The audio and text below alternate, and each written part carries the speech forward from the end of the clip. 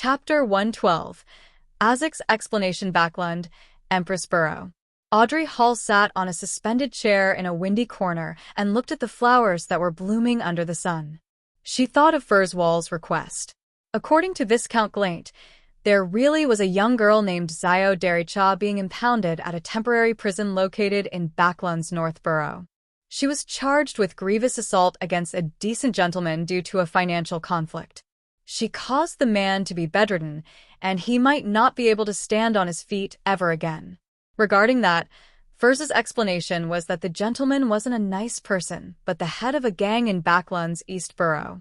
He made a living by being an usury. The cause of the incident was when one of the borrowers found out that the interest was several times higher than he expected, so much so that it was impossible to return the amount of money even after he bankrupted himself. When his discussion with the gentleman ended fruitless, he found the famous intermediator, Zio Dericha, hoping that she could persuade the other party to waive the unreasonable portion of the loan. That gentleman didn't respond well to Zio Dericha's attempts at arbitration, and even threatened to capture the borrower's wife and children that night. Hence, Zio Dericha switched tactics and chose to use physical means. Accidentally, she caused severe damage to the man. Viscount Glaint investigated the matter and confirmed that Furzwall was telling the truth. He also confirmed that the gangster had lost control of his underlings. Moreover, after a midnight visit by someone, the borrower's debts were waived.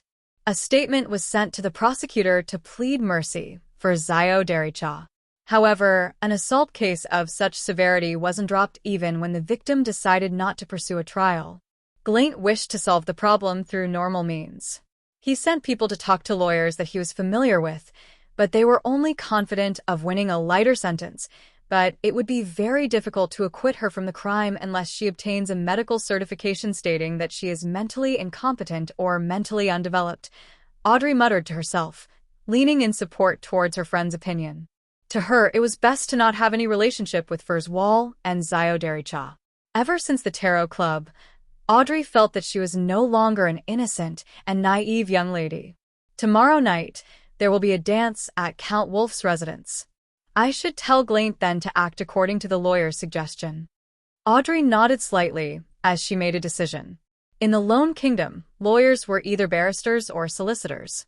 The latter didn't need to be involved in court affairs and were responsible for gathering evidence, talking to the parties involved, setting up wills on their clients' behalf, supervising property allocation, and providing legal consultation. Of course, they could also represent their clients to attend the most basic magistrate court and defend simple cases. Barristers, on the other hand, were responsible for researching evidence and defending their clients in court. According to the Lone Kingdom's laws, they had to maintain an objective attitude, so they couldn't make direct contact with the litigant. They could only communicate with them through their assistants, who were solicitors, to gain complete understanding of the situation. They were all true law experts who possessed outstanding communication skills and were skilled in debate. The relaxed Audrey observed the colorful flowers outside while hidden in the darkness when she recalled something. Medical certification stating she was mentally incompetent. Psychiatrist. If the psychology alchemists have grasped acting, does that mean that they can be found among psychiatrists? Audrey felt that her train of thought was on the correct path, and her eyes shimmered like a lustrous gemstone. Just then, she saw her golden retriever, Susie, sneak behind the flower bushes to a spot where only the gardener would be able to reach. Susie, what is she doing? Audrey hid in the shadows and looked in a daze. The golden retriever's sense of smell seemed to be confused by the flowers all around her that she failed to notice her owner behind her. She opened her mouth and produced sounds that was akin to one's exercising of their voice. Then, it caused the surrounding air to vibrate into words that were jerky and unmellow. Hello. How are you? Audrey's mouth widened as she completely forgot about the etiquette an elegant lady should have. She couldn't believe the scene before her and the stiff voice that she had just heard. She suddenly stood up and asked, Susie, you can talk? When did you learn how to talk? The golden retriever jumped in fright as she turned around to look at her owner. She shook her tail nervously and very quickly. She opened and closed her mouth a few times, vibrating the surrounding air. I don't know how to explain. I am a dog, after all. Upon hearing that, Audrey was suddenly at a loss for words.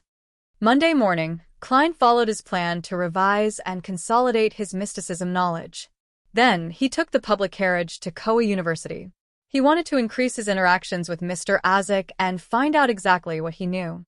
In the three-story gray building of the history department, Klein and his teacher, Cohen Quinton, chatted for a while and exchanged their information regarding the historical ruins on the main peak of the Hornacis mountain range. Having not learned anything new, he seized the opportunity to enter the office diagonally opposite when his mentor left to handle certain matters. He then walked over to Azik's desk. The lecturer had stayed behind to take care of some matters. "Mr. Azik, can I have a chat with you?" He asked the man with the tan skin, gentle facial features, and the small mole below his right ear. He took off his hat and bowed. With eyes that seemed to have seen the vicissitudes of life, Azik tidied his books and replied, "Sure, let's take a walk by the Koei banks." "All right." Klein held his cane and followed him out of the three-story gray building. Along the way, they maintained their silence. Neither of them spoke. When the flowing river water entered their vision and there were no teachers or students passing by, Azik suddenly stopped in his tracks. He turned his body halfway, faced Klein, and asked, "Is there something I can help you with?" Klein remained silent for a long while, thinking of several tactful ways of asking his questions, but he gave up on all of them. Therefore, he spoke frankly and directly asked, "Mr. Azik, you are a trustworthy person, a respectable gentleman. I would like to know what you can see in me, or should I say, what do you know?" "I am referring to the previous incident when you said that there was something disharmonious in my fate." Azik put down his cane and sighed as he laughed. "I never expected you to be so straightforward. I'm quite at a loss how to answer you. To be frank, disharmony in your fate was the only thing that I could see. Other than that, I don't know any more than you do." Klein hesitated and asked, "But how could you tell?" "I don't believe that this was derived from divination." Azik looked sideways towards the Koei River. His intonation was tainted with some bleakness. "No, Klein, you don't understand. Divination can reach that kind of level. It only depends on the person doing the divination. Of course, my divination was merely an excuse. Some people are special. They are born with some strange ability. I think I am someone like that." "You think?" Klein acutely caught the word that the other man used. "Yes, I am not sure if I was born with it. Perhaps the price of my ability is to forget myself, to forget my past, to forget my parents." Azik's eyes were clouded with melancholy as he looked at the river. Klein was increasingly confused. "Forget the past." Azik smiled without any humor. "Before I entered the Backlund University's history department, I lost most of my memory. I only remembered my name and some basic knowledge. Luckily, I still had my identification documents. Otherwise, I probably would have ended up homeless. All these years, I've tried to search for my parents using my identification documents, but I never found anything, even though I could see a corner of fate. During my few years in the university, I gradually realized that I possessed some strange but unique powers, powers that go beyond common sense." Klein listened attentively and asked, "Mr. Azik, why did you lose your memory?" "No, did you find out why you lost your memory?" He suspected that Mr. Azik was a member of the life school of thought who had lost his memories, and that he might even be a mid-sequence beyonder that held an above-average position. It was a secret organization that had potion sequences for monster and soothsayer. It was an organization that was mainly passed down through master-disciple relationships. Azik shook his head vigorously. "No. It felt like I just had slept. I've forgotten everything that happened in the past." He walked forward a few steps with his cane in his hand. He spoke as he walked. "After I left Backlund, I started dreaming. I dreamed about a lot of strange things. Dreams? I am good at interpreting dreams." The conversation was entering Klein's domain of expertise as he immediately asked, "What kind of dream?" Azik let out a muffled laugh and said, "Many different kinds of dreams. Sometimes I would dream of the internals of a dark mausoleum. I would dream of ancient coffins with corpses in them. They would have white feathers growing out from their backs. Sometimes, I would dream of myself being a knight covered in armor, holding a 3-meter-long spear while charging towards the enemy. Sometimes, I dream of myself as a feudal lord, having a rich and fertile fief, with a beautiful wife and 3 children. Sometimes, I dream of myself as a tramp, walking on a muddy road in the rain, feeling cold and hungry. Sometimes, I dream of myself having a daughter, a different daughter than the previous children. She would have long, smooth black hair, and she enjoys sitting on the swing that I made. She always asks for sweets from me. Sometimes, I dream of myself standing next to the gallows, looking towards a dead body hanging up there coldly. Listening to Isaac raving like a madman, Klein suddenly realized that he couldn't interpret the dreams because his various dreams symbolized opposite, contradictory things. Isaac retracted his gaze as his voice no longer sounded ethereal. The Phaenopotter Kingdom in the South believes in Mother Earth, and the Church of Mother Earth promotes a belief. They believe that every life is a plant, absorbing the nutrients from the earth, growing slowly, prospering, and withering. When they wither, these lives fall to the earth and return to the mother's embrace. In the coming year, they grow again. They would blossom, then wither, year after year. Life is, as such, one life after another. Sometimes I am very willing to believe in this concept. I believe because of my uniqueness, I can dream of previous lives and the lives before that. At this point, he looked at Klein and said with a sigh, I haven't mentioned any of this to Cohen before. The reason I'm telling you is because Isaac paused and smiled. I apologize. My description earlier was not precise enough. The disharmony in your fate is not the only thing that I could see. I can also see another thing. Klein, you are not an ordinary person anymore. You possess an extraordinary, strange power, one very similar to mine. Chapter 113. Request Mr. Isaac can tell that I'm a Beyonder? His ability is truly powerful. Klein froze for a moment before he gave an honest reply. Yes. He thought for a while before adding, because of what happened to Welch and Naya. It's as I thought, Isaac sighed. There were 2 people with extraordinary powers amongst the group of police that came to question me and Cohen. It was probably Captain and Leonard. They were in charge of Welch's case. Klein nodded slightly, not interrupting Isaac. Isaac raised his cane and said, You should have entered their circle. I hope that you can help me search for clues of my origin. You do not need to go out of your way to do it, just note it down if you find any clues. Upon saying that, Isaac wore a bitter smile. I don't know any other person with extraordinary powers. You cannot imagine what emotions a man without a past has. You are like a boat floating in a vast ocean. The most terrifying thing is not facing a storm, but not being able to find a harbor. The inability to navigate to shore. All you can do is take on disaster after disaster, with no end in sight, never to feel peace and safety. No, Mr. Isaac, I know how it feels, for I am in a similar position. Fortunately for me, I have the memory fragments of the original Klein, as well as Melissa and Benson. Klein answered silently before he asked, Mr. Isaac, why didn't you join a similar group when you possess such magical ability and search for clues yourself? Isaac looked into Klein's eyes and let out a self-deprecating smile. Because I'm afraid. I'm afraid of death.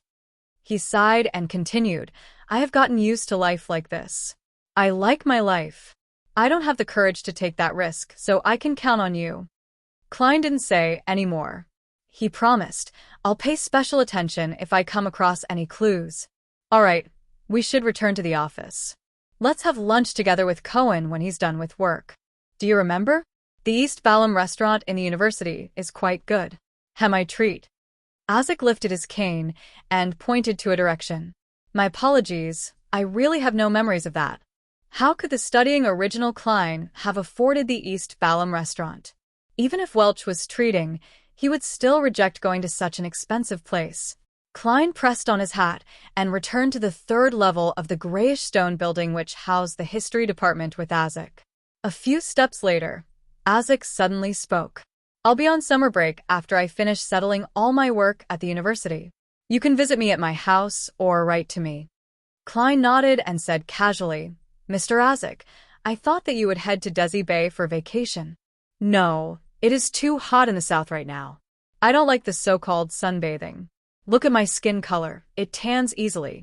I'd rather head to the winter county, to the north of the Fasak Empire to ski, sightsee, or hunt seals. Azik, who had a copper skin tone, smiled as he replied, I would too. Klein, who had just joined the Nighthawks, revealed a look of envy. After lunch, Klein returned home and took a nap before beginning his revision and study of charms and amulets. He hoped to grasp them quickly to create objects that could at least be used in battle and help him. When it was approaching 3 in the afternoon, Klein packed his stuff and sealed the room with a wall of spirituality. In the majestic divine hall above the gray fog sat a long, ancient mottled table. Klein sat at the seat of honor, his face enveloped by the thick fog. He looked at the still obscured justice and the hanged man as they appeared at their designated seats. Miss Justice's emotions doesn't seem too stable. Worry, unease, and a little lost. Klein observed the only female member of the Tarot Club with his spirit vision. Words couldn't describe Audrey Hall's emotions. She was extremely shocked by Susie's sudden speech. She had imagined a future with herself as a great detective or a famous psychologist bringing along her assistant Susie, but if that became the dog detective Susie bringing along her assistant Miss Audrey, then it would be a little, no, not a little, it would be straight up weird. It leaves me lost. Audrey suddenly sat up straight. She wanted to request for Mr. Fool's and the hanged man's help, but she swallowed the words she was about to say. How should I ask this? What should I do if my pet is abnormal? How should I interact with a pet that can speak, one that has decent intelligence? No, this is the Tarot Club, not an experience sharing on pets. I bet that the good impression that the hanged man and Mr. Fool have of me would shatter if I ask those questions. Audrey's mind whirled.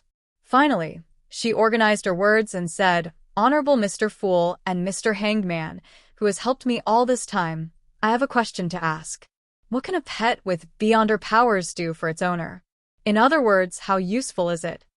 She had just said her piece when she noticed Mr. Fool and the hanged man slip into silence. The atmosphere became a little weird. Hey, say something. Don't look at me with those eyes. I did nothing. Really, I was asking for a friend. Audrey wanted to burrow into a hole out of shame. She deeply regretted asking that question. Considering that she had previously asked what would happen if an ordinary animal consumed a sequence potion, did she share the potion she formulated with her pet? That seems like something only Miss Justice would do. I feel a little pathetic being the boss of a heretic cult with her as a member. Klein lifted his right hand and propped it against his forehead and pinched it twice without giving an answer. The hanged man Alger Wilson was silent for nearly 20 seconds before he replied in a strange tone. That depends on what kind of beyonder powers the pet has. For example, if it's a spectator, then it can help you observe or listen in on certain occasions. As you know, most humans are wary of each other, but would never suspect that a pet would be eavesdropping on them, even if the pet was sitting right by their feet. It makes sense. Father would avoid me when discussing important matters with the nobles, cabinet members, and other ministers. They would often lock the door to the room. But if Susie could hide long enough to be locked in with them, then she wouldn't be chased away. Also, many ladies like to interact within private social circles. Audrey had a sparkle in her eyes as many thoughts welled in her mind. Also, since Susie can speak now, she can tell me the content of the meetings directly. Susie is great. I have to treat you well. I have to teach you proper pronunciation and vocabulary. Should I teach Susie the aristocratic pronunciation or a more normal Backland accent? Would other dogs pick up on where Susie comes from when they interact?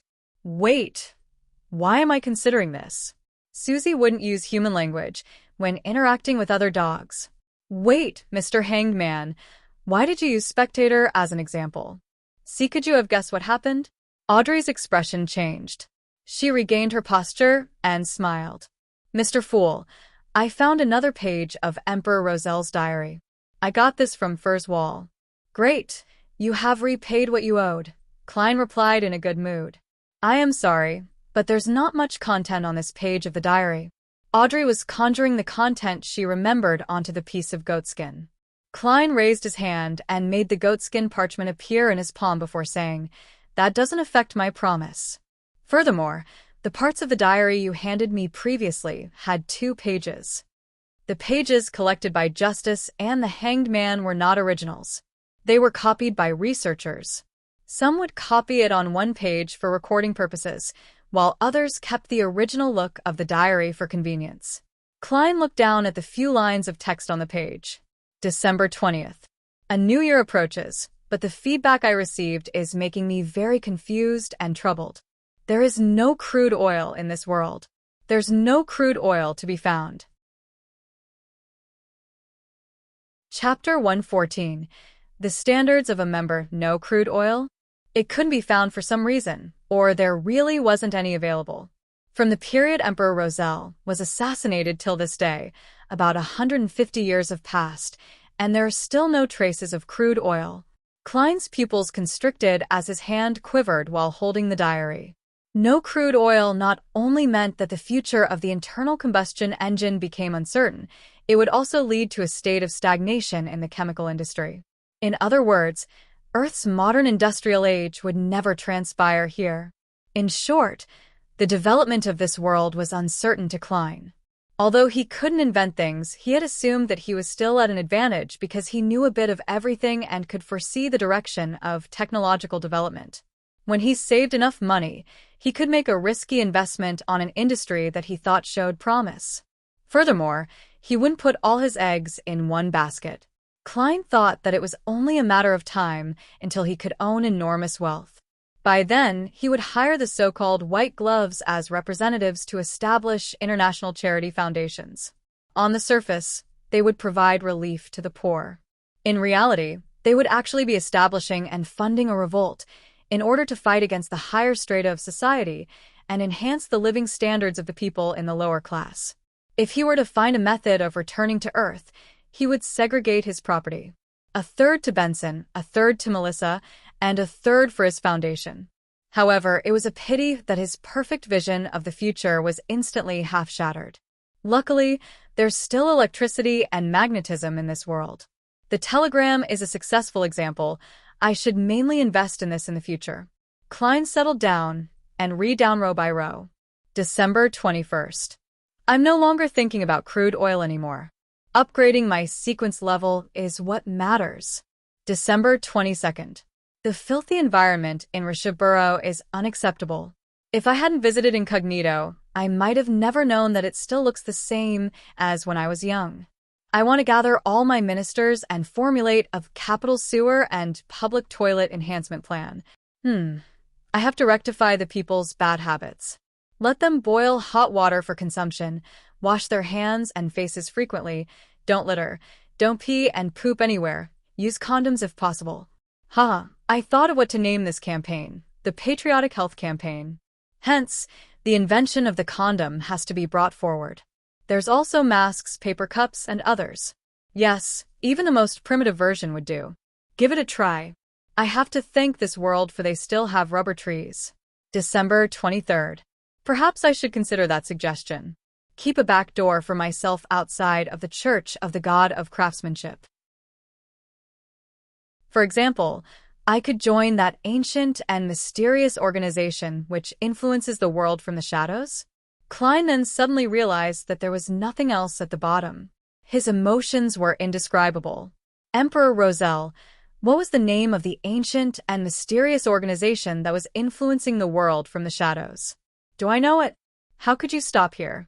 Why didn't you write more? It's just like when I used to read novels. When I read till the end and realized that the author ended up dropping the novel. And Patriotic Health Campaign? The Emperor sure knows how to have fun.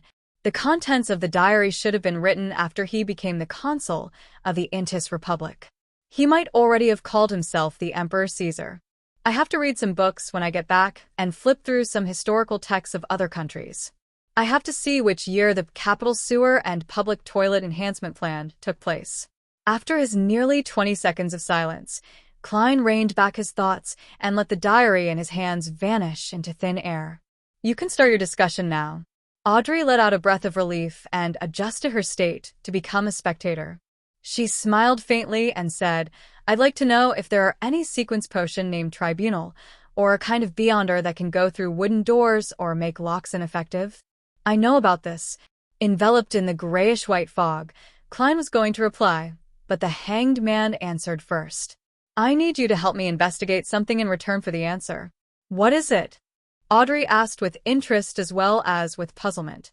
Alger glanced towards the fool and said, I'd like to know if the king has the intention of taking revenge on the Fasak Empire and launching a new war on the east coast of Balam within this year or before June of next year. The Tarot Club was currently using the Loan language, which was confirmed by the trio's accents at the first gathering. Hence, Alger knew that Miss Justice was a noble in the Lone Kingdom, while he also believed that Miss Justice knew that he was alone. As for the fool, Alger believed that his behavior as a lone was merely a disguise that would ease the discussion.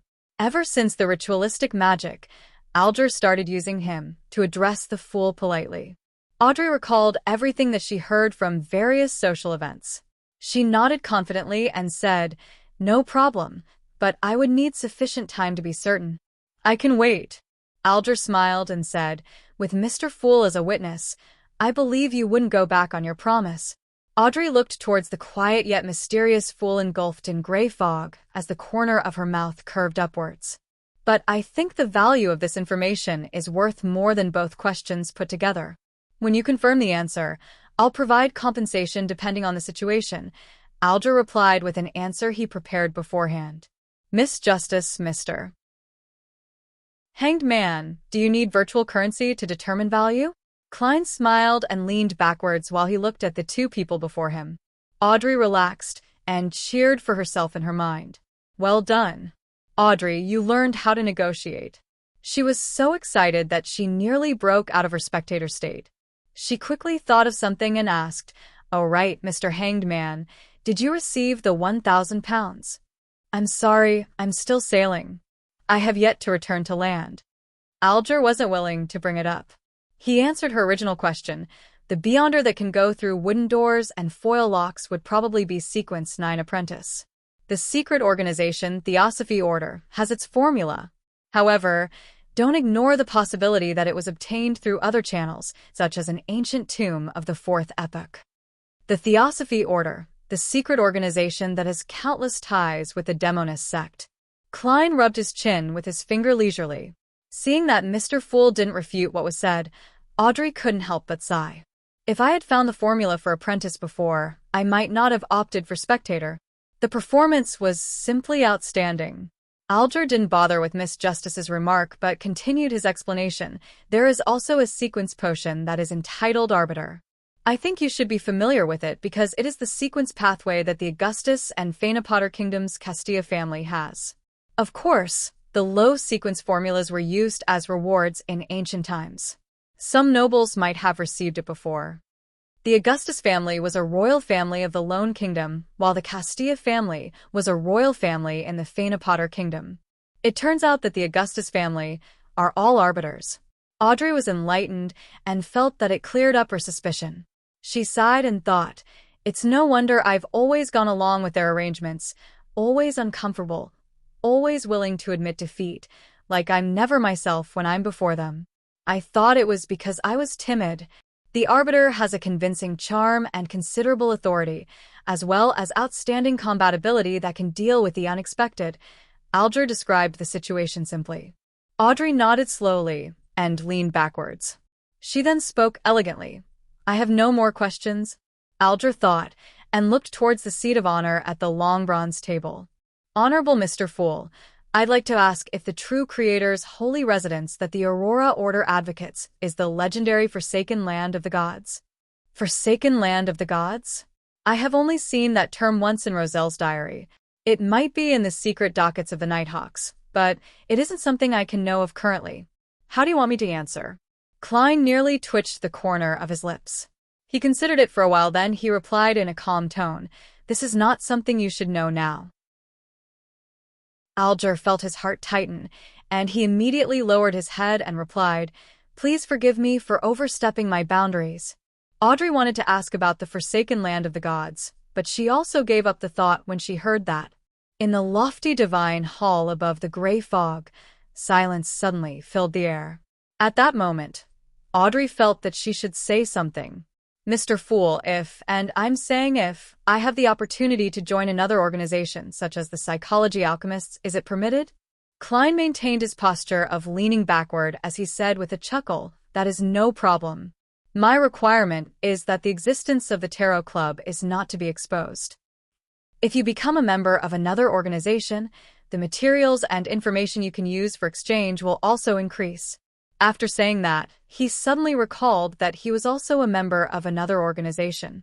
He was a real Nighthawk, while the Hanged Man was most likely related to the Church of a Lord of Storms.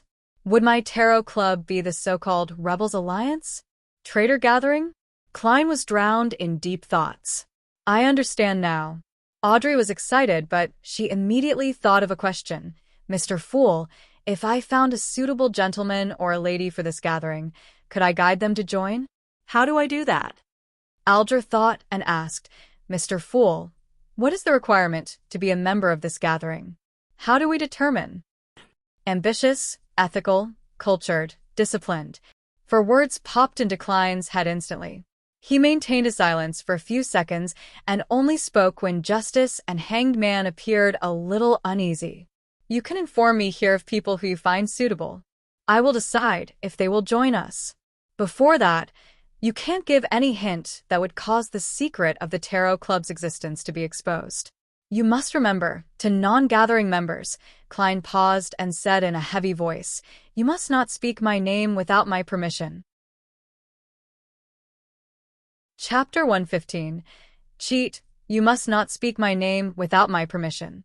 Several minutes after the gathering ended, Audrey and Alger, who had returned to their bedroom and ship respectively, could still hear the words of the fool reverberating in their ears. Their impression of the mysterious and powerful Mr. Fool was normally relaxed, calm, and unfathomable. It was rare that he would adopt such a stern, supercilious attitude. Because of that, they were exceptionally alarmed. They submitted to his wishes, sincerely. They were no strangers to words like that, but these instructions were normally recorded within the Revelation of Evernight or the Book of Storms. In the West Borough of Tingen City, on Daffodil Street, Klein pulled open the curtains and allowed the golden sunlight to pour into his bedroom. He had inspected the star that previously sent out a prayer after Justice and the Hanged Man left, but didn't obtain any information this time round. Since the Crimson Star had the ability to store prayers, akin to sending offline messages, Klein believed that the youth who spoke Jotun hadn't prayed again from the last 2 times he entered the world above the giant. This made him suspect that there was no hope left for the youth's parents, and that the young man had chosen to give up. With his back facing the sunlight, Klein walked to the edge of his bed and laid down. He didn't want to move. He knew that he shouldn't waste any time and head to the Divination Club and continue the process of digesting the potion, but he didn't want to move. He laid silently on his bed, enjoying his rare break. He had a full schedule from Tuesday to Friday, mysticism lessons and practicals in the mornings, shooting and combat training in the afternoons. He was mentally exhausted by the time evening came around. There was no change in his morning routine on Saturday, but he had to guard Cheney's gate in the afternoon. He would have stayed underground until the dawn of Sunday. Sunday morning was time for Klein to catch up on sleep. In the afternoon, circumstances would determine if he went to the Divination Club. On Monday morning, he had just returned from Koei University in the morning and had the tarot gathering in the afternoon. He also had to think about the issue of acting as a seer. In other words, he had been busy the entire week, with no time to rest. Thus, all Klein wanted to do was laze around, lying on his bed like a loser, not doing anything except daydreaming. No, how can a boss of a cult be so worthless? If Miss Justice and Mr. Hanged Man caught wind of this, their impression of me would shatter. Klein buried his face into his blanket and motivated himself. I have the formula for the clown potion. All I need to do now is fully digest the seer potion. I have the formula to the clown potion. All I need to do now is fully digest the seer potion, he muttered to himself, and then propped himself up. Klein took a bronze coin from his pocket and quickly divined if it was suitable for him to head to the club today and got a definitive response. 5, 4, 3, 2, 1. After the countdown, he forced himself to stand up straight and walked over to the clothes rack before picking out his suit and hat. In the meeting room of the Divination Club on House Street, Klein sat down in a shaded corner and sipped on his side black tea as he read the Tianjin City Honest paper. There weren't many members around him, just 6 or 7. Just as he was laughing at the grammatical mistake used in a job advertisement, he saw a monocled Glassy walk in with a silk top hat in his hand. There was a blue-dressed lady in her 30s beside him. The lady had curved eyebrows and large, yet dull eyes. In her left hand, she was carrying an Intis hat decorated with the feathers of a black swan. That hat is ridiculous. Wouldn't her neck be sore wearing that? Klein noted to himself. He looked over and massaged his glabella, as if alleviating his fatigue. Through his spirit vision, he noticed that Glassy and the lady were both healthy, but were anxious, angry, and flustered. "Good afternoon, Glassy. That Mr. Lenevis wasn't a trustworthy fellow, was he?" Klein asked with a smile, remaining seated. Glassy had asked him for a divination about investing in Lenevis's steel company. Glassy had obtained a negative suggestion, but noticing his indecisiveness, Klein believed that he had taken the risk anyway. Klein hoped the man hadn't invested everything he had. Thus, Klein immediately made the association and judgment when he saw the colors of his emotions. Glassy froze for a moment, then let out a bitter smile. "I truly regret not listening to the suggestion you divined for me." This is the second time I'm saying something like that. Let's hope no. I believe that there will not be a third time. He turned his head and looked at the lady with some wrinkles. "Madam Christina, look, Mr. Moretti had already guessed our motive for coming here, without us even speaking. He is the most magical fortune-teller I have ever seen. I'm more than willing to describe him as a seer." "Good afternoon, Mr. Moretti. We have come here precisely because of Lenevis." Christina gave a simple bow, clearly anxious and flustered. "Shall we head to Topaz?" Glassy was more collected. He pointed to the door of the meeting room with his chin. Klein laughed as he got up. This is the job of a fortune-teller. He followed the path to the empty Topaz room. Glassy locked the wooden door and walked to his seat while sighing. "Lenevis has gone missing." He gave the excuse of going to the Civilized County to oversee the excavation and left Tianjin, never to return. "We sent someone to look for him via steam locomotive and discovered that the large-scale steel mine he spoke of only existed on the map. Luckily for me, I recalled your advice and only invested a third of what I initially intended to invest. Otherwise, I would have lost my family and my life." Klein's pupils were darker than usual when he looked at the two people in front of him. He asked, a little curious, before making such a major financial decision, "Wouldn't you choose a representative and ascertain if whatever he said was true at the Hornaces mountain range in the Civilized County?" Christina responded quickly. "Our representative was fooled by the people Lenevis employed, the place he rented, and the land that was fenced off." Klein didn't question them any further. He maintained his attitude of a seer and asked, "What do you wish to divine today?" "We wish to see if this is salvageable or not," Christina said as she looked at Glassy. Klein took a piece of paper and a fountain pen. "Then let us do an astrolabe divination. I'll ask and you'll answer." Between the questions, Klein marked out the thunderous constellation and the corresponding symbols of various situations before completing the astrolabe. He used more elements in his astrolabe than an ordinary person would have. The method he was going to use to interpret the astrolabe was going to bring him closer to the truth. "Madam, sir, you are now at a crossroad. If you don't restrain yourselves and succumb to your greed and anxiety, you will fall further into the abyss, never being able to free yourselves. But if you can be patient and wait persistently without being greedy, then there will be an opportunity of you seeing the sunlight," Klein said, his tone unhurried. "I understand." Christina nodded. She thought for a moment before saying, "Mr. Moretti, can you divine Lenevis's whereabouts?" "No, I don't think so. The information Lenevis left behind is most likely fake. Even his name might not be real." How can I divine anything? Unless you can give me very specific details, or an item he carries with him all the time, Klein replied truthfully. Christina fell silent for a moment before pushing a one solely note toward Klein. I have heard from Glassy that you are a true seer, who is respectful and fearful of fate and not greedy for money. You can think of the rest as tips that I am giving to the club. Thank you for your confidence in me. She stood up and bade farewell before leaving quickly. Not greedy for money. No, I am a materialistic man. Klein was regretting his actions of acting as a charlatan. Seeing Christina leave, Glassy closed the door and asked, "Is there really no way?" "I told you the way just now." Klein smiled as he leaned back. Glassy sighed. Lenivus took off with over 10,000 pounds, and his victims totaled over 100 people. Luckily for me, I only lost 50 pounds. Those were my savings and I have no debt. But Miss Christina invested 150 pounds. To her, this is not a sum that she can bear easily. Have you called the police? Klein suddenly felt anger towards the cheat after hearing the sum of 10,000 pounds.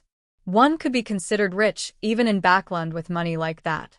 I don't know if the police would enlist the help of the Nighthawks, mandated punishers, or machinery hive mind for a simple case like this. Klein thought, a little distracted. Glassy nodded and said, "We've already made a police report.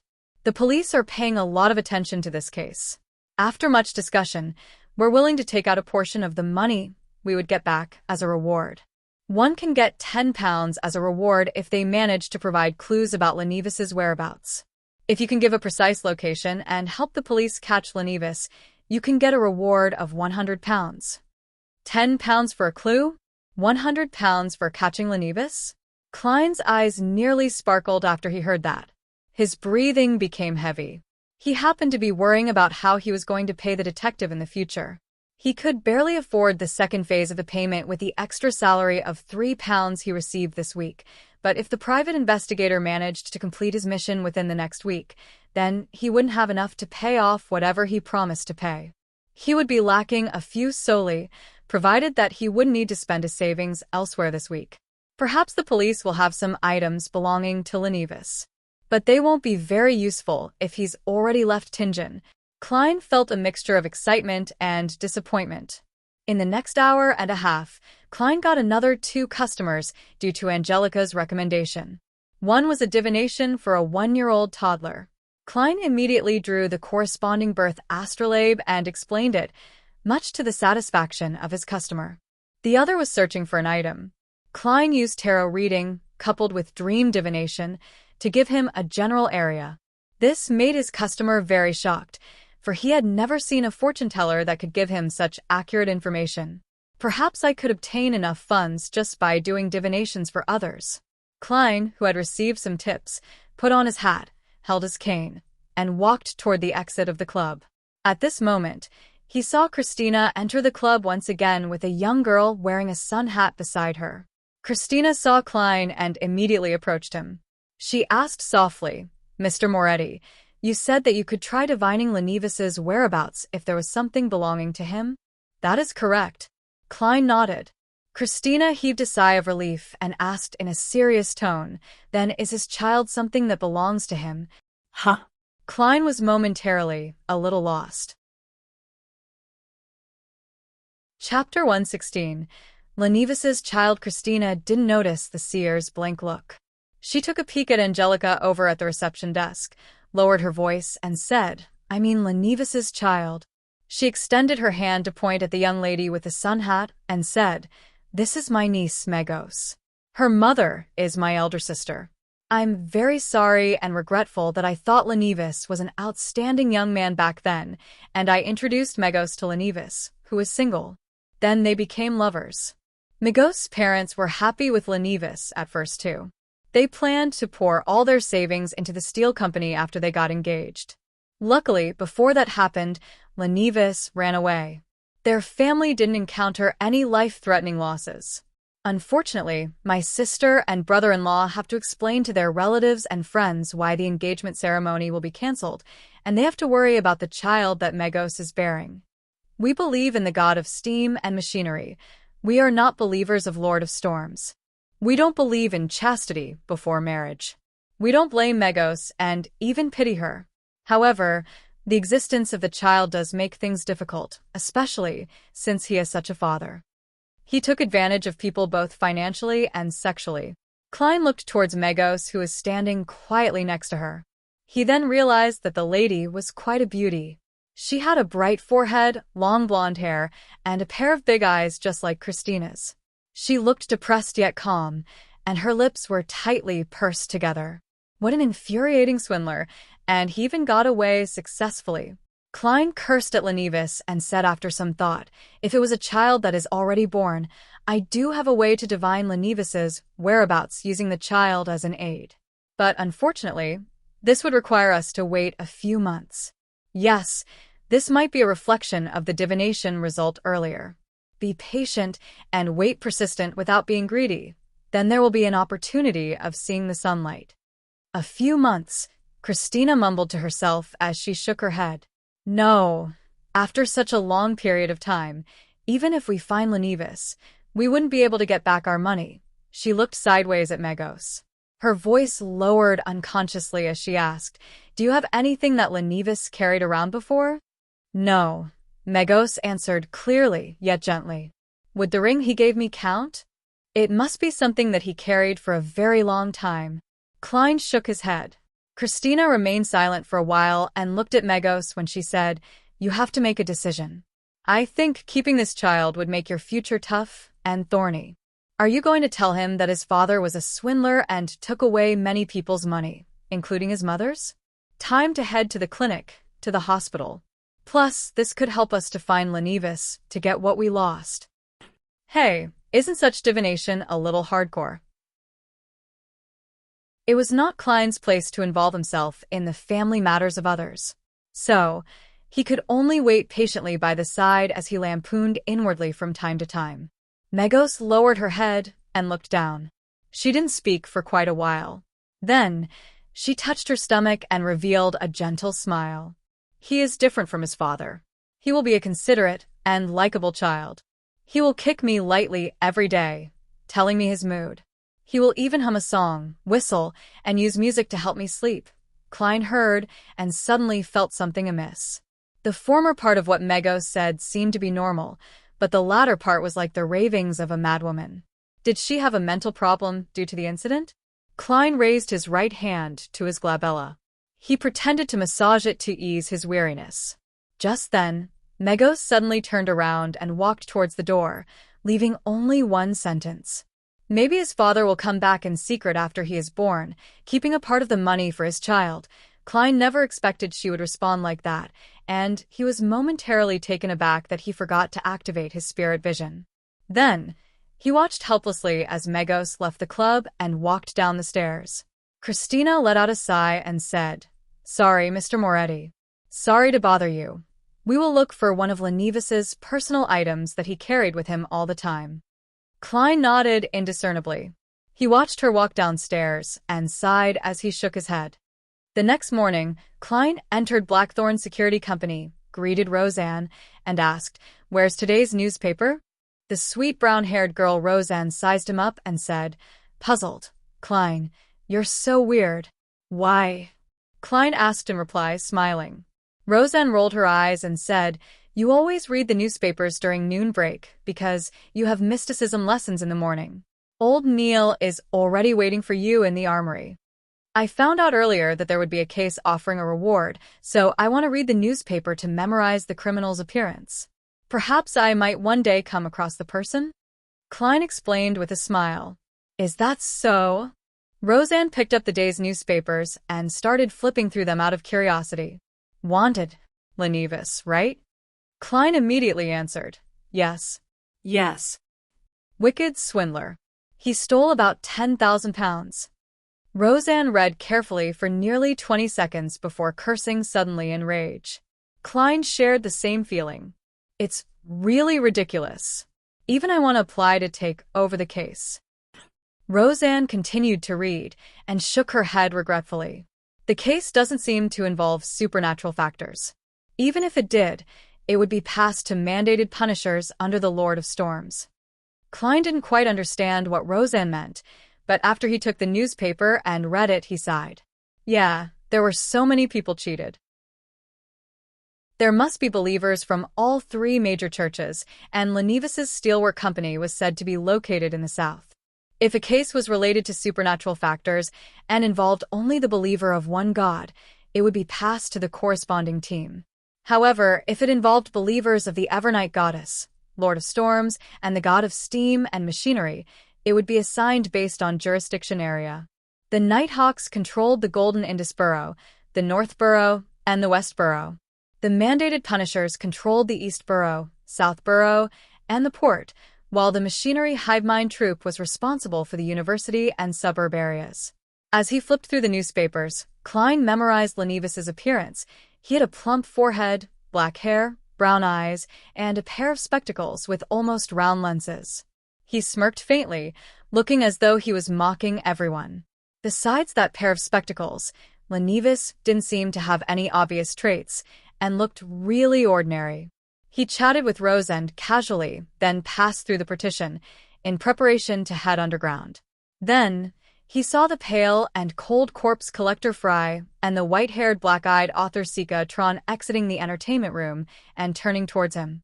After a simple greeting, Klein watched his two teammates leave and discovered Dunsmith in a black windbreaker standing by the side of the door he opened. "There's a case?"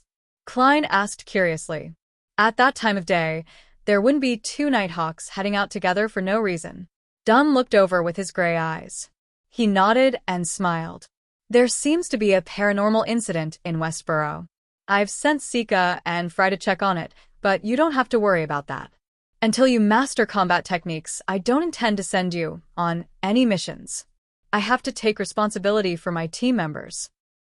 "Captain, you are such a nice person. Besides the receding hairline and bad memory, you are flawless." Klein complimented inwardly. He asked for confirmation. "In other words, I only need to attend mysticism classes and combat training. I don't have to contribute anything, and I can still get my pay?" "This is only temporary," Dunn confirmed. "I only need to attend classes and work out, and I'll get an ample paycheck. It's great just thinking about it." Klein thought happily. "I hope there are no more coincidences." He prayed in silence. The days passed by peacefully until Friday. Klein completed his combat training and took a carriage back to Basic Street. Outside Henry's private detective company, he looked to the left and to the right. Confirmed that no one was watching him, he put on the gauze mask, lifted up the collar of his windbreaker, and quickly entered the stairway. Knocking on the door, Klein saw the middle-aged brawny man, Detective Henry, again. "Good afternoon, sir. One of the cases that you entrusted us with is done." The deep blue-eyed Detective Henry spoke with a hoarse voice from drinking and smoking. Klein intentionally lowered his voice and said, "Is it the information of the man that appeared at the Evil Dragon Bar? The man that bought the Spectator Potion's supplementary ingredients?" "Yes." Henry waved his smoking pipe. Then he didn't say anything but look at Klein with a smile. Klein understood what the man meant, and he took out 4 one-pound notes and handed it over. "This is the second payment." He paused and added, "Write me a receipt." His private stash of money had been reduced to less than £1. "No problem." Henry coughed. He checked the anti-counterfeiting marks on the notes as he instructed his staff to bring over pen and paper. Then, he beckoned to Klein for him to have a seat while he quickly wrote a receipt and stamped a seal on the bottom. After completing everything, Henry took a puff at his pipe and said, "According to your description, my assistant and I waited at the Evil Dragon Bar for 3 days before finally meeting that man. He's quite an alert gentleman and is good at observation. Thankfully, we're experienced. His name is Daxter Guderian, a doctor of the Greenhill Mental Asylum." Chapter 117. Contact Daxter Guderian, a doctor of the Greenhill Mental Asylum. Klein silently repeated what the detective had said and started to think about the ways he could interact with this doctor whom he suspected to be a spectator from the Psychology Alchemists. He didn't want to take too much of a risk on this matter. He didn't want the Nighthawks to discover that he was problematic. He didn't want to lose the life he had now over a mere exchange of information and resources. Furthermore, This person was most probably a spectator. Anyone who hadn't undergone special training wouldn't be able to hide their motives and thoughts from a person like that. I'll get a proxy, making me appear a little more mysterious? No, the more people involved, the easier it is for there to be problems. Yes, perhaps I can hide the truth within the truth. I'll let that doctor know of my thoughts and feelings through my expression and body language, but not the whole truth. As Detective Henry described Daxter Guderian, Klein thought about what methods he could use to minimize risk without affecting the results he wanted. Slowly, he found inspiration in a detective film he had once seen. Well, I can try that, but I'll have to practice it repeatedly. Klein nodded inwardly before directing his full concentration on what Detective Henry had to say. Cough. Henry cleared his throat and said, "We are still working on the request involving the red chimney. You should know that there are many buildings in Tianjin that have similar characteristics. Of course, it would be much easier if you could provide us with more clues." Klein laughed dryly. "I wouldn't have had to make the request if I had more clues." Honestly, this long investigation had depressed him, for the person behind the scenes had obviously noticed Klein's divinations and had more than enough time to find another hideout. Thus, all he could do was hope that he could find relevant clues from the information of the tenants. And that alone cost £7. Just the thought of it made him feel the pinch. Klein grabbed his cane and left after Detective Henry finished his report.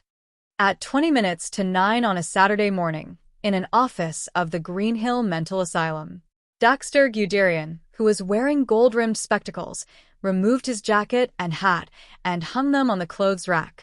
He had just picked up his tin of coffee powder when he heard knocking on the door. "Please come in," Daxter said casually. The half-closed door opened, and a young man wearing a black windbreaker entered. Daxter didn't recognize the person that walked in, so he asked, puzzled, "Good morning, you are?" Klein closed the door, took off his hat, and pressed it against his chest before bowing. "Good morning, Dr. Daxter. Please forgive me for taking the liberty to visit without any warning.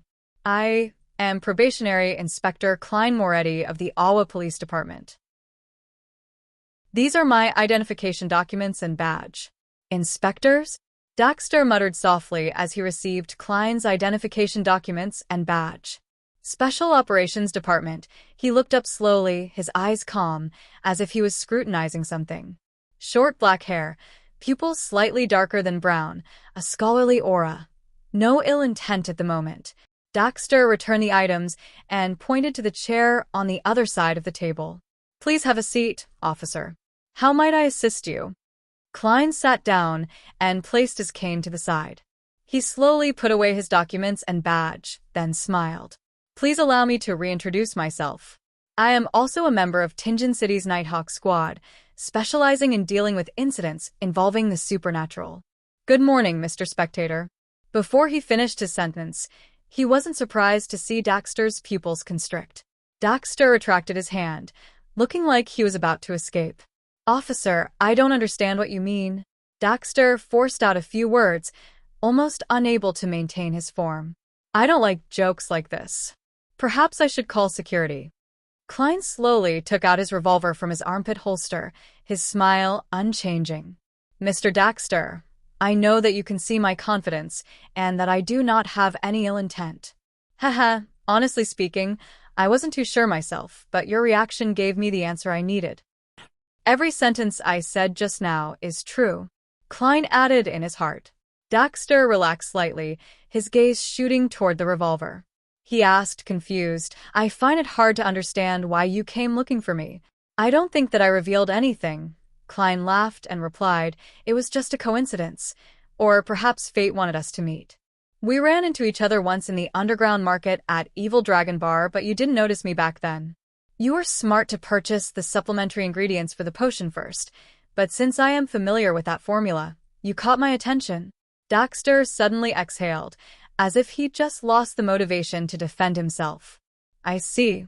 I thought I was careful enough to think that after muttering to himself, he looked into Klein's eyes and said, "Officer, I know that you're not here to arrest me. What is your true motive for being here?" With a relaxed expression, Klein said, "I am different from the other Nighthawks. I don't believe that Beyonders not within our ranks are criminals in the making. This is not fair to those who adhere to the law. Daxter changed his posture. He loosened up and said, "The world would be at peace if the other Nighthawks, mandated punishers, and machinery hive mind acted like you. You know of other members from the Nighthawks, mandated punishers, and machinery hive mind?" Klein feigned surprise. This is not something a person who became a Beyonder by mistake should know. There must be an organization behind you. He leaned back and said with a smile, "Psychology alchemists." He casually watched Daxter's expression contort as he said those words. "I could see that you were anticipating my answer, yet I still missed the bait and fell into your linguistic trap," Daxter said in frustration. He started to notice that the spectator state wasn't omnipotent. He could tell why the other party was here, but it didn't mean he understood the specifics. Klein stroked the cylinder of his revolver and said, "Doctor, we need to have an honest conversation. That can start with me. I don't believe that Beyonders not under management are potential criminals, but I agree that every Beyonder must be registered and monitored. This is a precaution against the risk of Beyonders losing control. It's to avoid the occurrence of something even more dangerous. I won't disrupt your normal life, but I hope that there can be limited cooperation between us." "Limited cooperation?" Daxter asked, as if thinking about something. Klein let out a soft chuckle. "Yes, limited. For example, tell me about your condition regularly. You should know that it is possible to save someone who has not completely lost control yet, and the Nighthawks have considerable experience in this regard. Or, if you could give me clues of a Beyonder you know, or a Beyonder in your organization who is about to do something that can endanger the innocent. Or, if you would like to exchange something for items that you could make more use of. This is a perk I am giving you. You should know what perks mean. Also, you need not worry about being suddenly prosecuted by members of the Nighthawks, mandated punishers, or machinery hive mind one day. You can live your life in joy and stability. We will give you something you can use to prove your identity. You can use it when you have no other options left." Daxter listened on silently. It was a while before he said, "You want me to betray my organization?" "No, not betray," Klein said sincerely. "This is the protection of justice, morals, and kindness. You are stopping something evil, merciless, and bloody. Other than that, I wouldn't ask you to betray the secrets of the organization you are in." Daxter thought for a moment, as if feeling better now that there was an excuse. He was silent for a few seconds before he extended his right hand. "Here's to a successful cooperation." Klein shook his hand with his free hand and said, "A successful cooperation." He paused for a moment before chuckling. "Doctor, can you now tell me if you are a member of the Psychology Alchemists?" Yes. Daxter nodded. Klein, who hadn't deactivated his spirit vision since he entered, didn't see any changes in the colors of his emotions. Thus he asked discreetly, "How did you join the Psychology Alchemists?"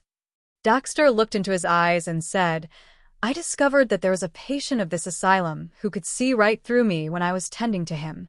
His clear mind was nothing like a lunatic. His name is Hudeugen."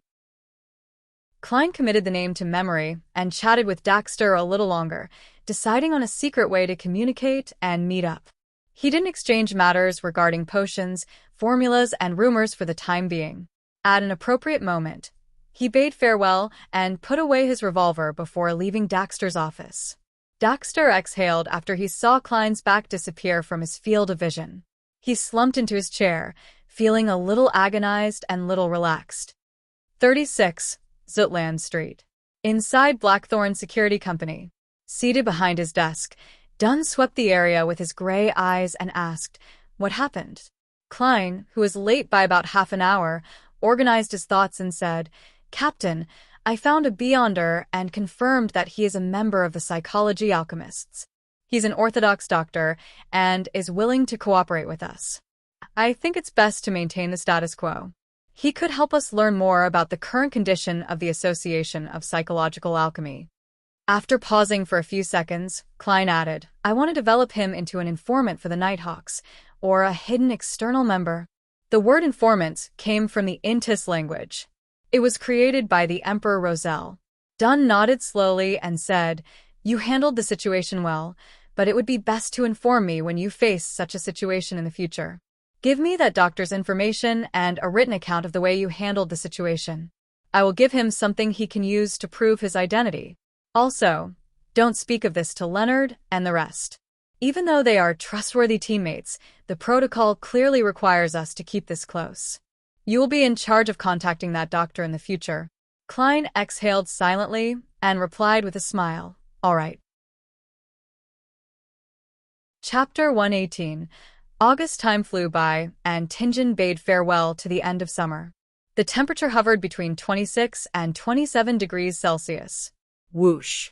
Klein stood up from the bathtub and took a stride forward, sending water droplets to the floor. He stood there naked, looking down at his abs. He flexed and saw prominent muscle lines appear. That was the result of his daily training. Besides, he appeared a lot more energetic. And just today, his combat teacher, Gawain, had started teaching him the basic footwork for punching and the techniques for delivering force. Tap, tap, tap. Klein stepped on the floor barefooted in the bathroom, either sliding forward or retreating before dodging to the right and swinging his fist while he made a defensive gesture. Phew. He stopped and let out a breath happily. He took the towel next to him and wiped himself down. After getting in touch with Dr. Guderian, the doctor in the mental asylum, Klein seemed to escape from coincidences for 2 whole weeks. Without the constant barrage of supernatural incidents, his life became stable. He received his paycheck on time, researched mysticism in depth, trained his marksmanship and fighting skills, developed new cooking recipes, slowly gathered decent utensils and decorations with Benson and Melissa, asked his teammates about supernatural cases in the past, divined for people who came to the club, and strictly followed the principles he figured out. That made him more stable. If it wasn't for the late nights in which he still missed Earth, the red chimney that had yet to be uncovered, or the misfortune cloth puppets picture that still appeared in his dreams occasionally, he would have started getting used to his current life and think of it affectionately. During that time, 3 tarot club gatherings were convened, but Klein didn't receive any new pages of Roselle's diary. However, according to Justice's explanation, she had gotten to know 2 Beyonders, and she was getting in touch with them consistently. When she got into their circle of acquaintances, it was likely that she could trade for more pages of Roselle's diary. The Hanged Man also expressed that he had returned to land and was dealing with some matters. He would begin looking for more as soon as he had more free time. Besides, Justice felt that the 2 Beyonders whom she knew were potential targets to join the gathering. They both had decent identities as cover, with certain but different channels of information, as well as principles and unique characteristics. They were not the kind of people that would sell out a secret. The only problem was that they were only Sequence 9 Beyonders, which wasn't too suitable for a high-end secret organization like the Tarot Club. High-end secret organization? Sounds more like a pyramid scheme. Klein only let out a heavy sigh to cover up the fact that he was at a loss for words to reply to Miss Justice's complacency. He could only agree to observe the 2 Beyonders further. Of course, Justice wasn't the innocent and romantic maiden from before. She kept her guard up and never mentioned the names and traits of the 2 Beyonders. She was afraid that the Hanged Man would be able to identify her through that. Miss Justice said that she clearly feels the signs of the potion digesting. She might need another 3 to 4 weeks until she completes her acting as a spectator. My scheduled acquisition of the telepathist formula has to be brought forward. Klein threw aside the towel that he used to dry himself and put on his clothes as he thought about the Tarot Club from the day before. In the last 20 days, he had only met Dr. Guderian once. He had the idea of haste makes waste, so he merely chatted about the doctor's state and asked unimportant matters about the psychology alchemists. Given the speed with which Justice was digesting the potion, he had no choice but to begin thinking about how to get the formula of Sequence 8 telepathist from Daxter earlier. Klein buttoned his shirt and took another dry towel to wrap around his head to absorb the water in his hair. Compared to Justice, he was digesting the seer potion even faster than expected. By this week, the sounds that he shouldn't hear and things that he shouldn't see had already vanished while engaging in cogitation or spirit vision. Flipping over the towel, Klein dried his hair again. He lifted his head to look at the door and muttered to himself, "The seer principles that I figured out are really efficient." Next week. I should be able to digest the potion entirely by next week. I have no idea where to get the single horn of a matured Hornaceous gray mountain goat and a complete stock of a human-faced rose required by the clown formula. Maybe I could do as Lady Daly did and send in a special application? But that would definitely attract the attention of the higher-ups, and I want to develop at my own pace. The believer from the Aurora Order in the police department was found too, but I have yet to find out who this Mr. Z is. Henry said that he would complete the Red Chimney task before the end of this week. My private stash of money has returned to slightly more than £7, so at least I don't have to worry about making the final payment. Some of the information on houses and tenants that he provided before didn't seem to have any abnormalities, but I have no time to investigate them one by one. Perhaps I could see which Red Chimney houses have gotten new tenants recently? That's one way to look at it. Sitting silently for another half a minute, he put on his black trousers, bow tie, and armpit holster. He then picked up his sweaty night training suit from the floor and tossed it into the laundry basket. He opened the door and exited the bathroom. He had just finished his Wednesday afternoon combat training, and he was still at his teacher Gawain's place. "Hello, Mr. Moretti." Gawain's maidservant happened to pass by, and she quickly bowed. Klein nodded slightly and pointed at the messy bathroom. "Could you clean this up, please?" "Of course, sir. The clothes will be taken care of by the laundry maid. She'll come over at 6. The maidservant held her head low when she answered. Laundry maids had no accommodation or food included, so they weren't hired by only one household. They were normally contracted to handle the laundry from several households. Either they rushed around daily, washing one household's clothes before going to the next, or they would gather all the clothes from different households and take care of it all at the same time before sending it all back. Only then could they barely make a living.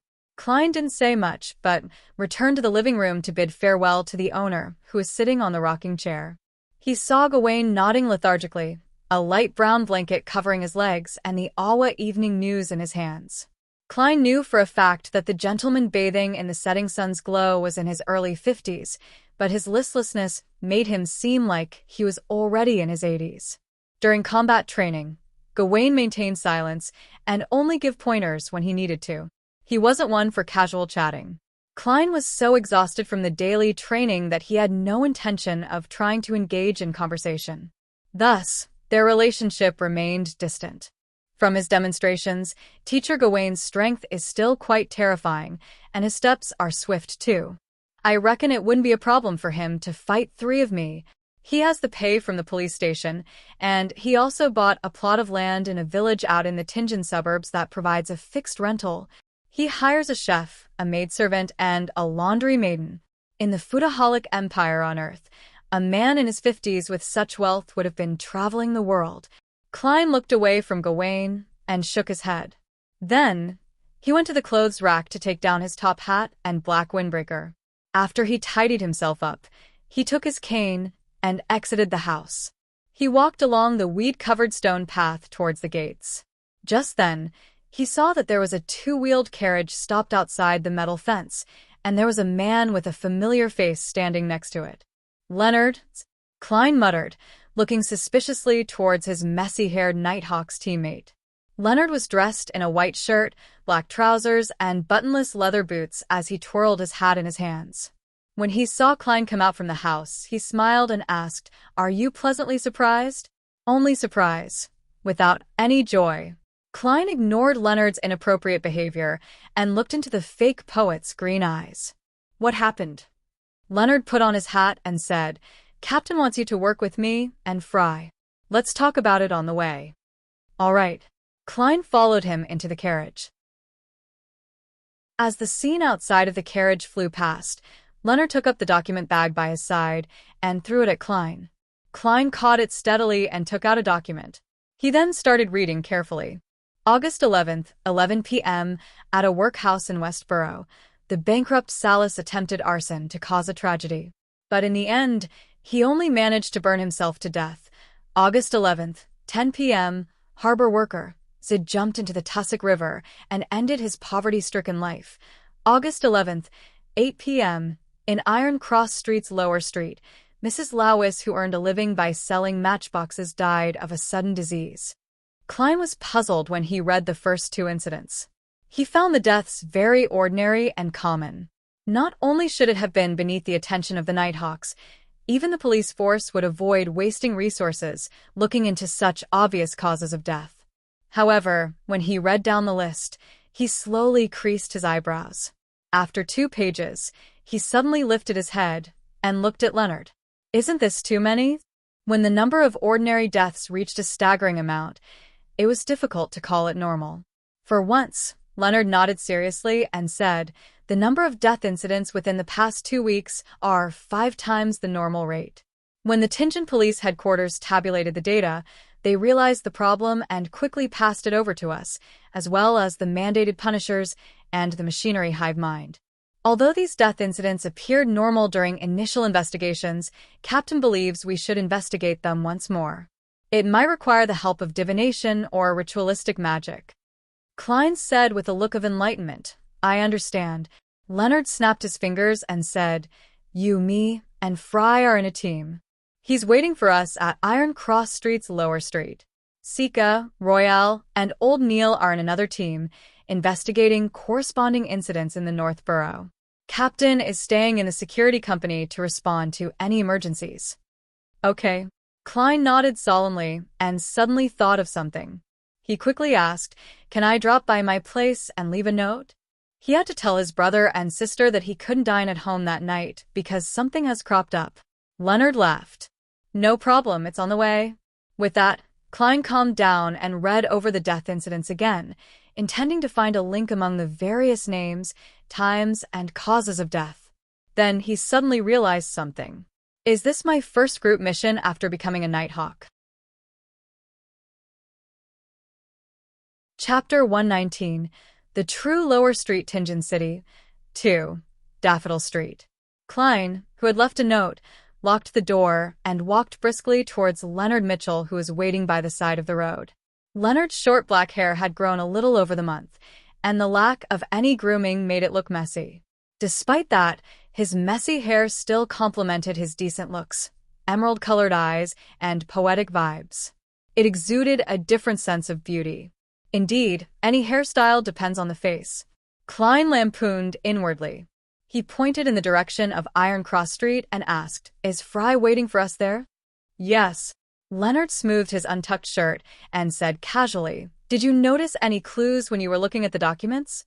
Klein held his cane in his left hand as he walked along the side of the road and said, "No, I cannot find anything common in their times, locations, or causes of death. You should know that any rituals involving evil gods or devils must be conducted within a certain time frame or using a special method." Leonard touched the custom-made revolver hidden underneath his shirt by his waist and chuckled. "That isn't an absolute rule. In my experience, some evil gods or devils are easily satisfied as long as they have a particular interest in what is being asked of them. Also, a good number of the deaths seem normal. We have to omit them before we can arrive at the real answer." Klein glanced at him and said, "That's why the captain asked us to investigate once more, to eliminate the normal incidents."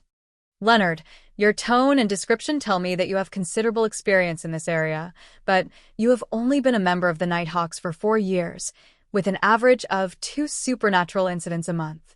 Furthermore, a large number of those were simple and easy to solve." He always felt that Leonard Mitchell was a little weird and mysterious.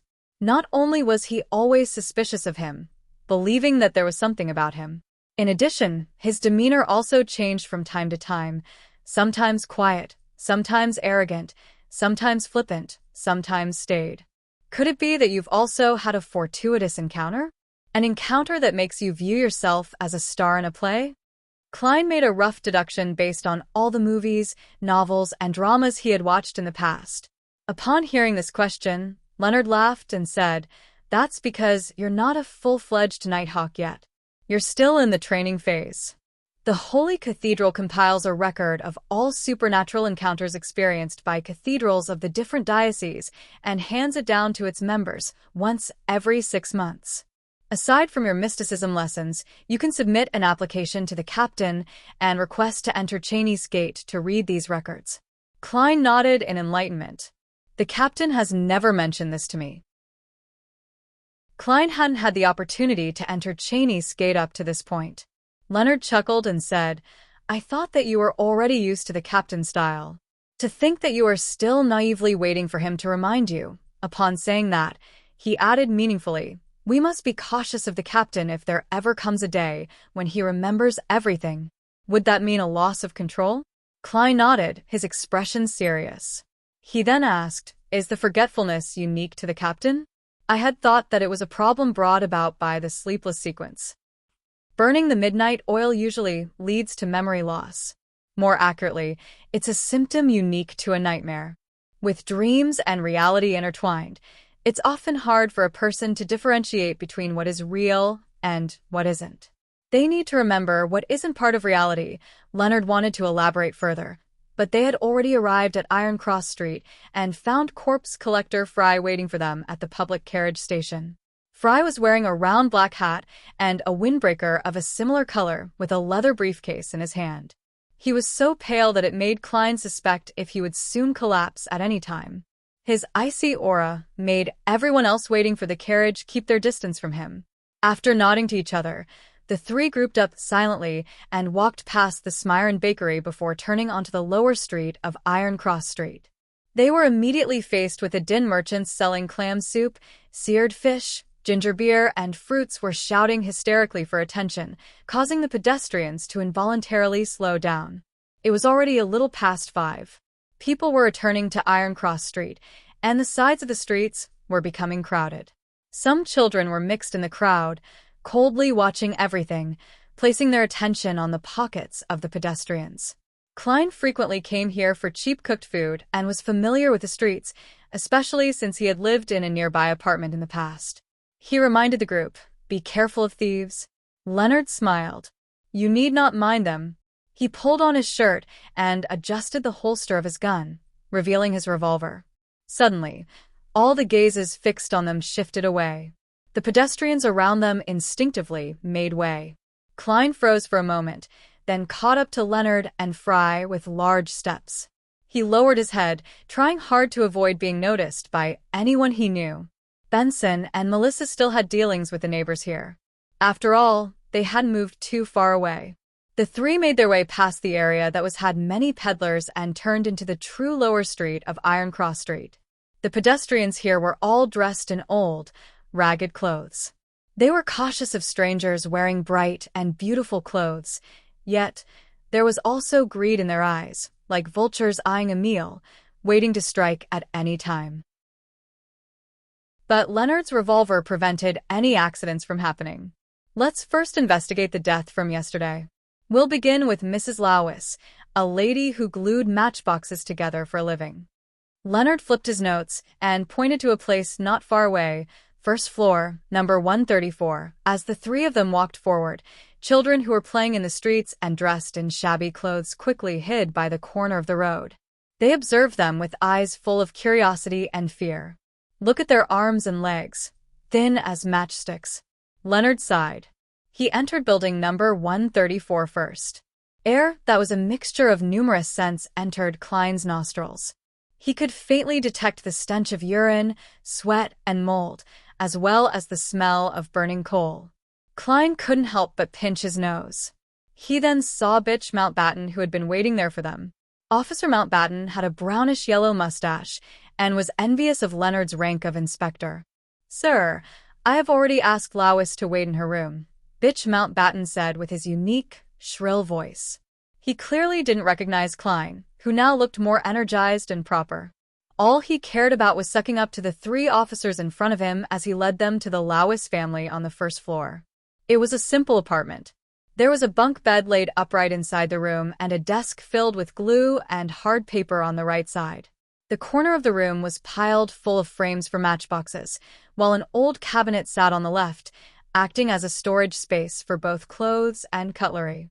A stove, toilet, and a small amount of coal and timber occupied the two sides of the door, while the center of the room was occupied by two dirty mattresses. A man was sleeping under a torn blanket, leaving no space for anyone to walk. A lady lay on the lower level of the bunk bed, her skin ice cold. It was clear that she had lost all signs of life. Beside the corpse sat a man in his 30s. He had oily hair, looked dispirited, and his eyes had lost their luster. "Lawis, these 3 officers are here to examine the body and ask you questions," Bitch Mountbatten shouted, without any regard for the sleeping man. The dispirited man looked up weakly and asked in surprise, "Didn't someone already examine the corpse and question me?" He was dressed in a grayish-blue worker's uniform which had visible signs of being mended multiple times. "Answer when I tell you to. Why do you have so many questions?" Bitch Mountbatten berated the man, then turned to Leonard, Klein, and Fry. "Officers, this is Lawis. The person on the bed is his wife, who is also the deceased. According to our preliminary analysis, she died from a sudden illness." Klein and the rest tiptoed to the edge of the bed. The high-nosed, thin-lipped Fry did not say anything with his cold demeanor. Instead, he patted Lawis gently, signaling for the man to make way so that he could examine the body. Klein looked at the sleeping man and asked, "This is my tenant." Lawis rubbed his forehead as he said, "The rent for this room is 3 solely 10 pence a week. I'm only a worker at the harbor, and my wife made 2 and a quarter pence per crate of glued matchboxes. Each crate each has up to 130 boxes. We also have a child. We can only rent the rest of the space to someone else. We only charge a solely a week for the mattress. I have a tenant who's helping out at the theater, and he's not back before 10 at night. He sold his rights to the mattress in the daytime to this man.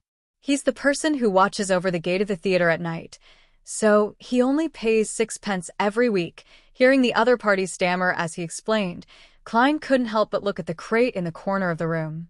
One crate had 130 matchboxes and only earned them 25 pence, about the cost of 2 pounds of black bread.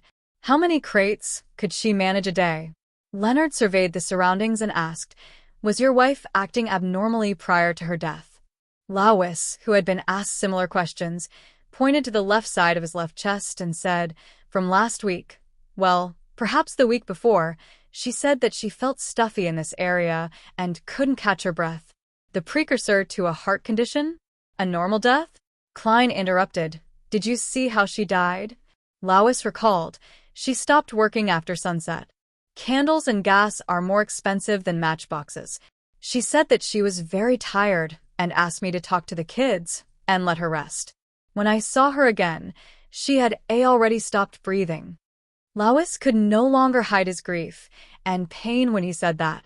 Klein and Leonard asked several questions, but could not find anything unnatural about the death. After they looked at each other, Leonard said, "Mr. Lawis, please wait outside for a few minutes. We are going to conduct a thorough examination of the corpse. I don't think that you'll want to see that." "All right." Lawis stood up anxiously. Bitch Mountbatten walked toward the mattress and kicked the tenant, violently chasing him out of the apartment. He then closed the door and guarded the room from the outside. "So?" Leonard looked at Fry. "She died of a heart attack," Fry said with certainty, retracting his hands. Klein thought for a moment before taking out a halfpenny, intending to do a quick judgment. "Mrs. Lawis's heart attack was due to supernatural causes?" "No, that is too narrow. The answer might be misleading." There are supernatural factors influencing Mrs. Lawis's death. I'll use that." He quickly decided on a statement. As he recited the statement, Klein made his way to the side of Mrs. Lawis's corpse. His eyes turned darker as he tossed the coin. The sound of the coin reverberated around the room as it fell, straight into Klein's palm.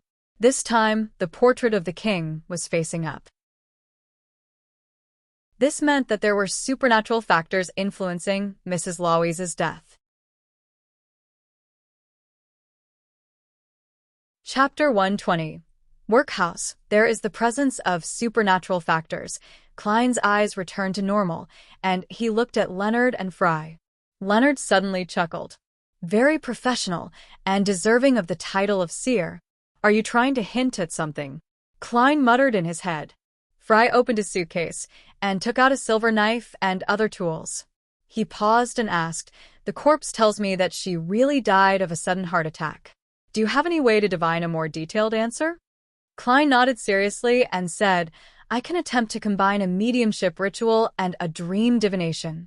Hopefully, I'll be able to obtain something from Mrs. Louise's remaining spirituality. Fry maintained his cold and reserved state. He took 2 steps back and said, Give it a try. He turned his head sideways and looked at Klein.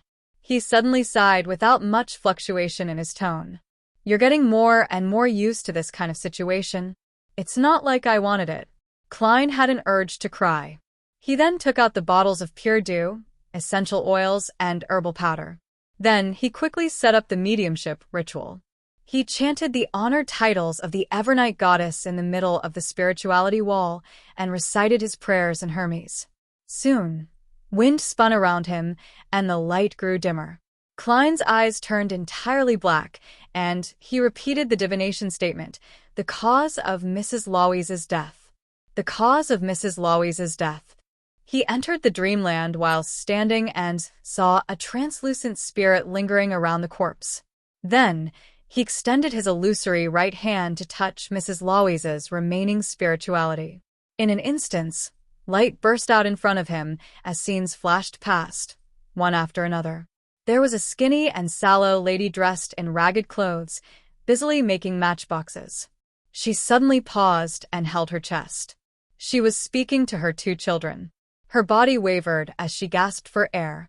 She was buying black bread when someone suddenly patted her. She was having the symptoms of a heart attack again and again.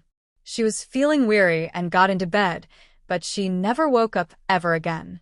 Klein observed every single detail, intending to look for a trace of the supernatural factor. But when everything ended, he still hadn't gained any clues. As the blurriness shattered, Klein left the dreamland and returned to reality. He dispelled the wall of spirituality and said to the waiting Fry and amused Leonard, there were no direct symptoms. Most of the scenes revealed that Mrs. Louis had a heart ailment a long time ago. The only scene that was different was when Mrs. Louis was patted on the back by someone. The hand was fair and slender, apparently a woman's. For such a family, they wouldn't go to a doctor unless they're very, very sick. Even if they were to queue at a free charity hospital, time is not something they can afford to lose. A day without work might mean no food on the table the next day. Leonard sighed emotionally, like a poet. Fry looked at the corpse on the bed and sighed lightly. Before Klein spoke, Leonard quickly got out of his pensive state and said thoughtfully, Are you implying that the supernatural factor came into play when Mrs. Louis was patted? It came from the slender hand of a lady or madam. Klein nodded and replied, Yes, but this is merely my interpretation. Divination is always unclear. The conversation ended.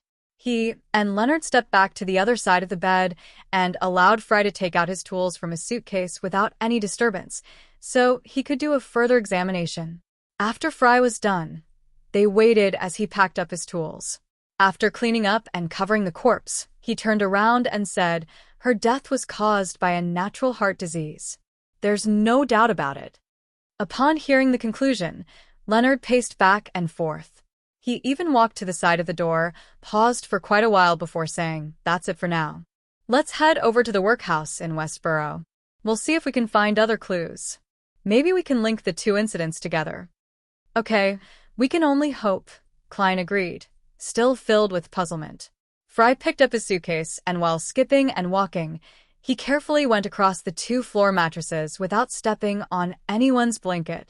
Leonard opened the door and walked out of the room first. He told Louis and the tenant, You can return home now. Klein thought for a moment before adding, Don't be in a hurry to bury the body. Wait for another day, as there might be one more thorough examination. All right, officer. Louis bowed lightly and replied in a hurry. Then, feeling numbed and lost, he said, Actually, I don't have the money to bury her just yet. I have to save for another few days, just a few more days. Luckily, the weather is turning cold. Klein was shocked and asked, You plan on letting the corpse remain in the room for a few days? Louis forced a smile and replied, Yeah, thankfully. The weather became colder recently. I can move the body onto the table at night.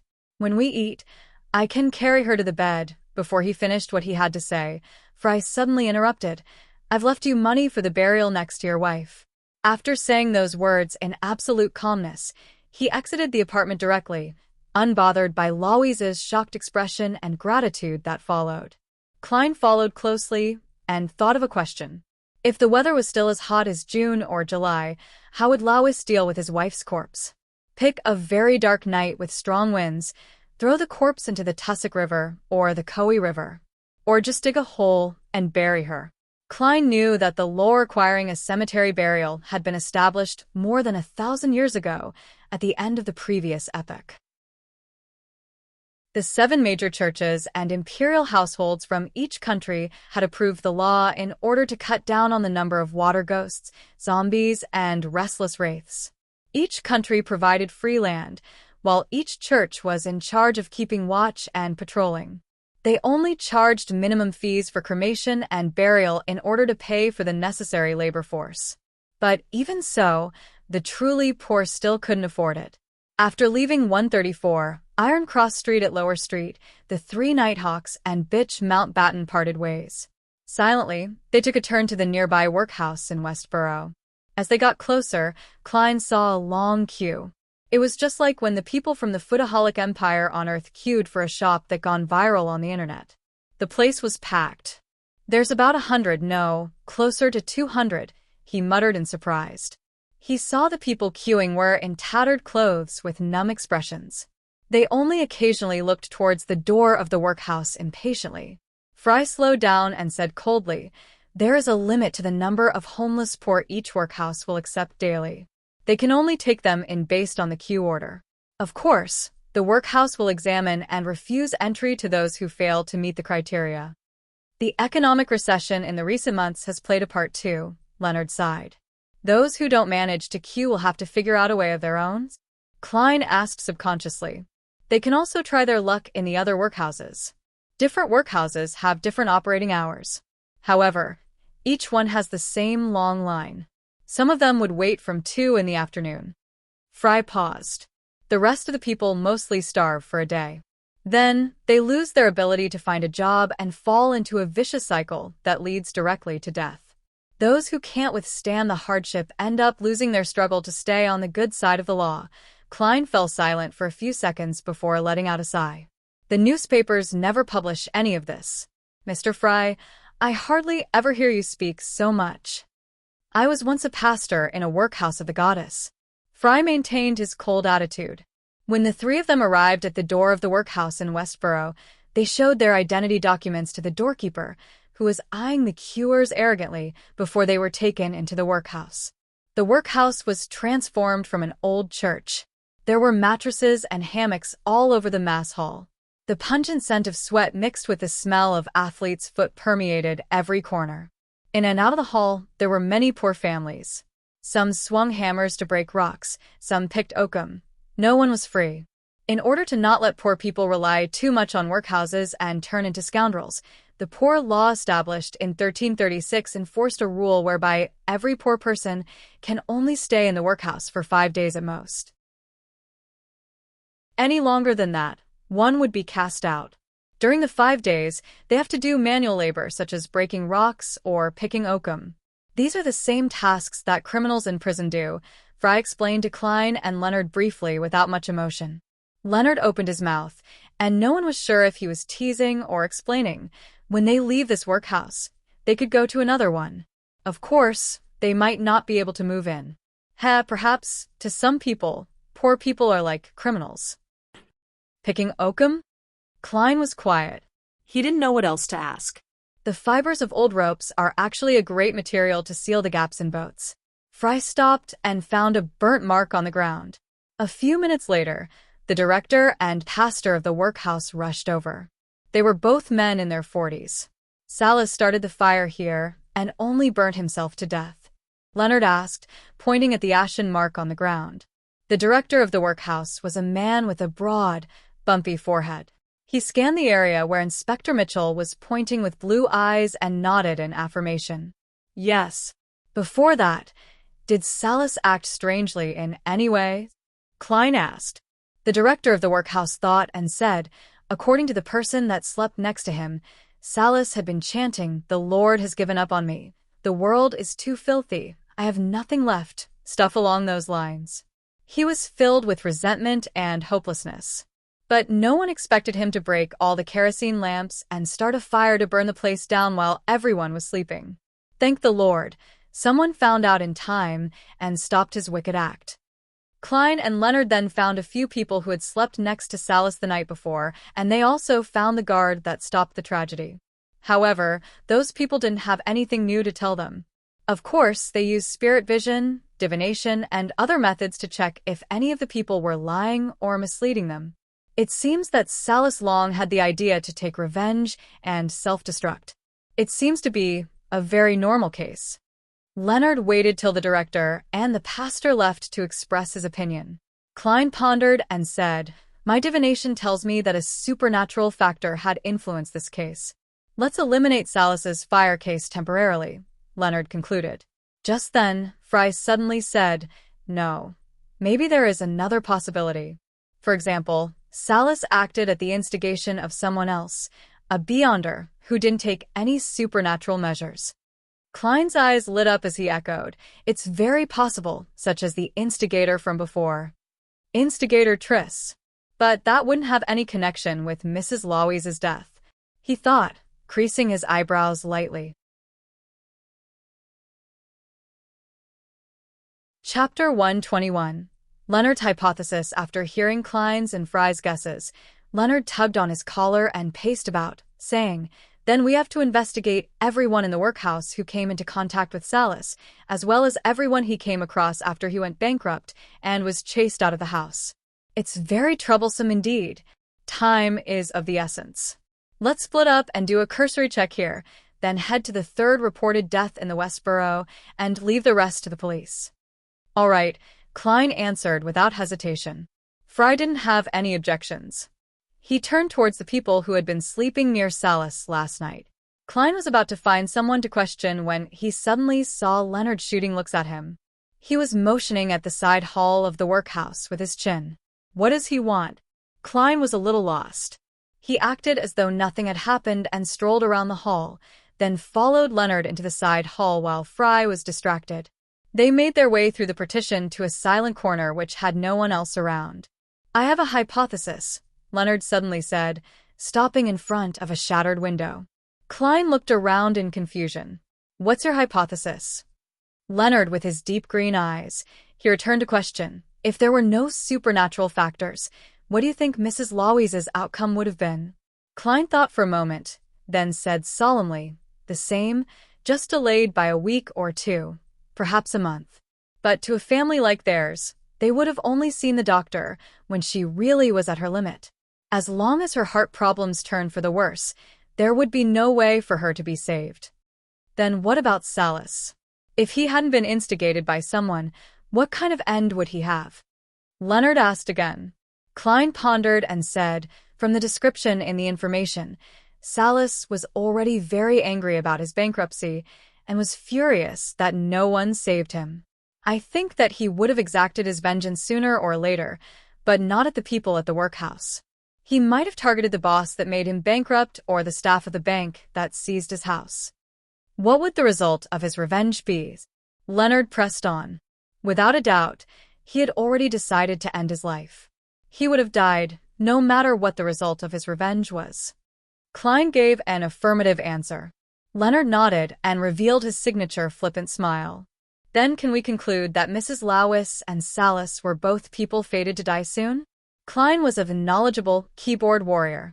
Upon hearing the question, he immediately had a guess. "You're saying that their deaths were moved forward by some supernatural factors?" But why? A more accurate description would be, their life force had been shortened by some supernatural factor. It was stolen. And life force is the best material when it comes to summoning evil gods and devils or conducting terrifying curses. Leonard smiled as he corrected Klein's guess.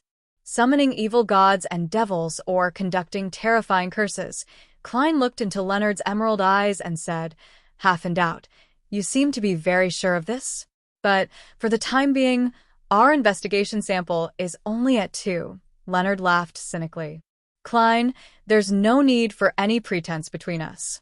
I saw you break free from the control of sealed artifact 2-049, and I know that you're special.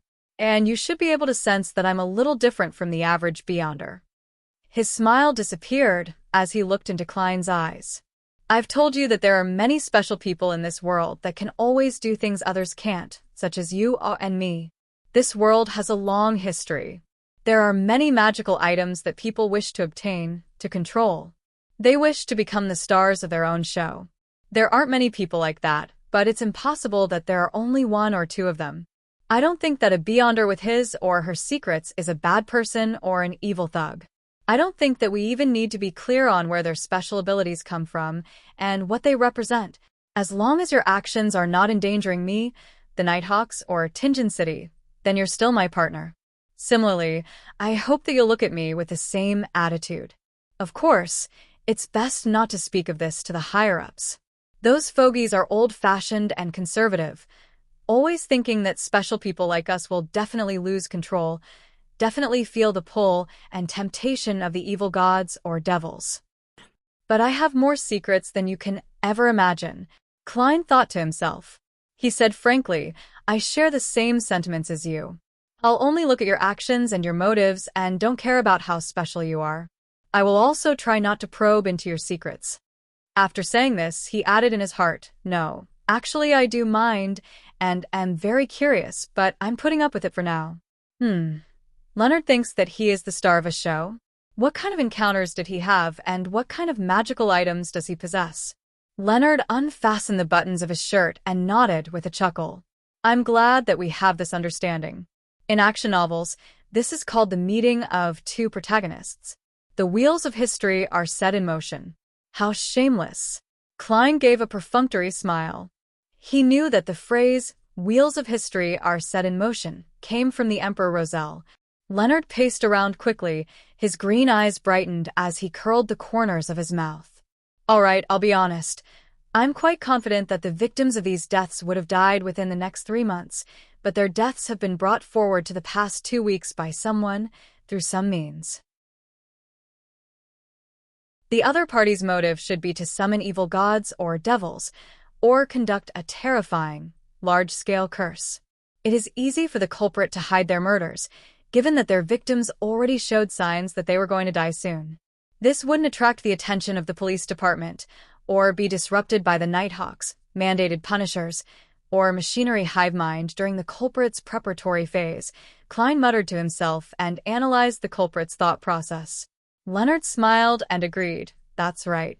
If 3 healthy, normal people were to suddenly drop dead, it would definitely attract attention and bring about an investigation. Then how are we going to find the altar used for the ritual?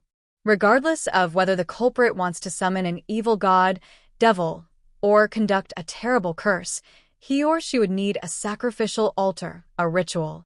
The harvested life force would also have to be stored in a similar place. Klein chose to believe in Leonard, for he didn't have any other clues and was unable to make any other deductions. It doesn't hurt to try. Leonard laughed and said, Klein, isn't that within your professional domain? Can't you imagine what is happening around an altar like that? Without waiting for Klein to answer, Leonard described a thick aura of death with the altar at the center. There wouldn't be any living things other than the person conducting the ritual in a 10-meter radius. The surrounding temperature would be at least 5 degrees lower than the average temperature, with a cold wind blowing past it continuously. And the stolen life force of Mrs. Lawis and the rest will remain within the altar, sealed by a wall of spirituality. Having said that, he looked at Klein and teased, I think that you would be able to divine roughly where an altar with the following qualities would be. Klein frowned slightly and replied solemnly, as long as it's within Tinjin City. Furthermore, I would need a quiet place where I wouldn't be disturbed. My house, for example. I would also need the personal belongings of Mrs. Lawis and the rest, as well. Klein's heart also skipped a beat. He felt that Leonard was a little too knowledgeable in the dark arts. No problem. Leonard laughed. He suddenly stepped past Klein and walked toward the hall, not saying anything more. That man sure has a unique style. Klein cursed in his heart and followed. When Leonard found Fry seriously taking notes, he put on a serious tone and said, "I have a hypothesis and was hoping that Klein would give it a try." "What hypothesis?" Fry asked, appearing cold. "I'll tell you if there's a result. I don't want to be laughed at by Roseanne and the rest." Leonard gave a whimsical excuse and changed the subject. Fry didn't ask any further. He acted according to the instructions and obtained Salas's and Mrs. Louise's personal belongings from the nearby police station, then met his partners at Klein's house. "Wait in the living room and don't let anybody disturb me." Klein took out his pocket watch and looked at the time. It was about 6 now. "Melissa might come back at any time. You can trust us." Leonard put his hands on his hips and paced around the living room. Fry sat silently on the sofa. "Does Leonard have ADHD?" Klein pouted and went to his room on the second floor. He locked the door and sealed the room with a wall of spirituality. After which, he set up an altar and asked for the help of the goddess, eliminating any disturbances. Then, Klein wrote a divination statement on a piece of paper. The position of the altar. He gave a sweeping statement to prevent himself from missing out on any information. Grabbing the piece of paper and the belongings of the dead, Klein laid down on his bed. He first recalled the scene Leonard described, then silently recited the statement 7 times. He didn't try using the world of fog, firstly, because that weird and mysterious Leonard was downstairs. Who knew if he would notice something weird about the ritual? Secondly, his seer potion was about to be completely digested. It was likely that the aid of the ritual was sufficient for the success of his divination. Klein would only consider finding an opportunity to enter the world of fog if he didn't get a result. After all, the summoning of an evil god or devil was something that could threaten Benson, Melissa, and himself. With the help of cogitation, he quickly entered the dream and saw a hazy, illusory, fragmented scene.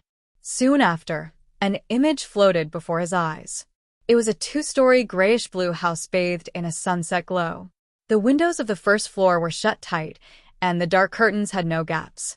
However, they expanded and contracted from time to time. The soil around the house was dark brown, but nothing was growing in it. The garden around the house seemed to be covered in shadows, dilapidated and dark. There was a river flowing silently near the house. Sometime later, Klein exited the dream, having not seen anything else. Leonard's hypothesis was correct. Where could that building be? There are too many rivers in Tingen City, such as the West Borough, Southwest Borough, the harbor area, the university area. He opened his eyes and rubbed his temples as he thought, his expression serious. Chapter 122. Target Building 2 Daffodil Street. Inside the living room that was painted with the luster of dusk, Klein stood in front of the oriel window as he told Fry and Leonard. "My divination revealed something. I saw a grayish-blue 2-story building in my dream.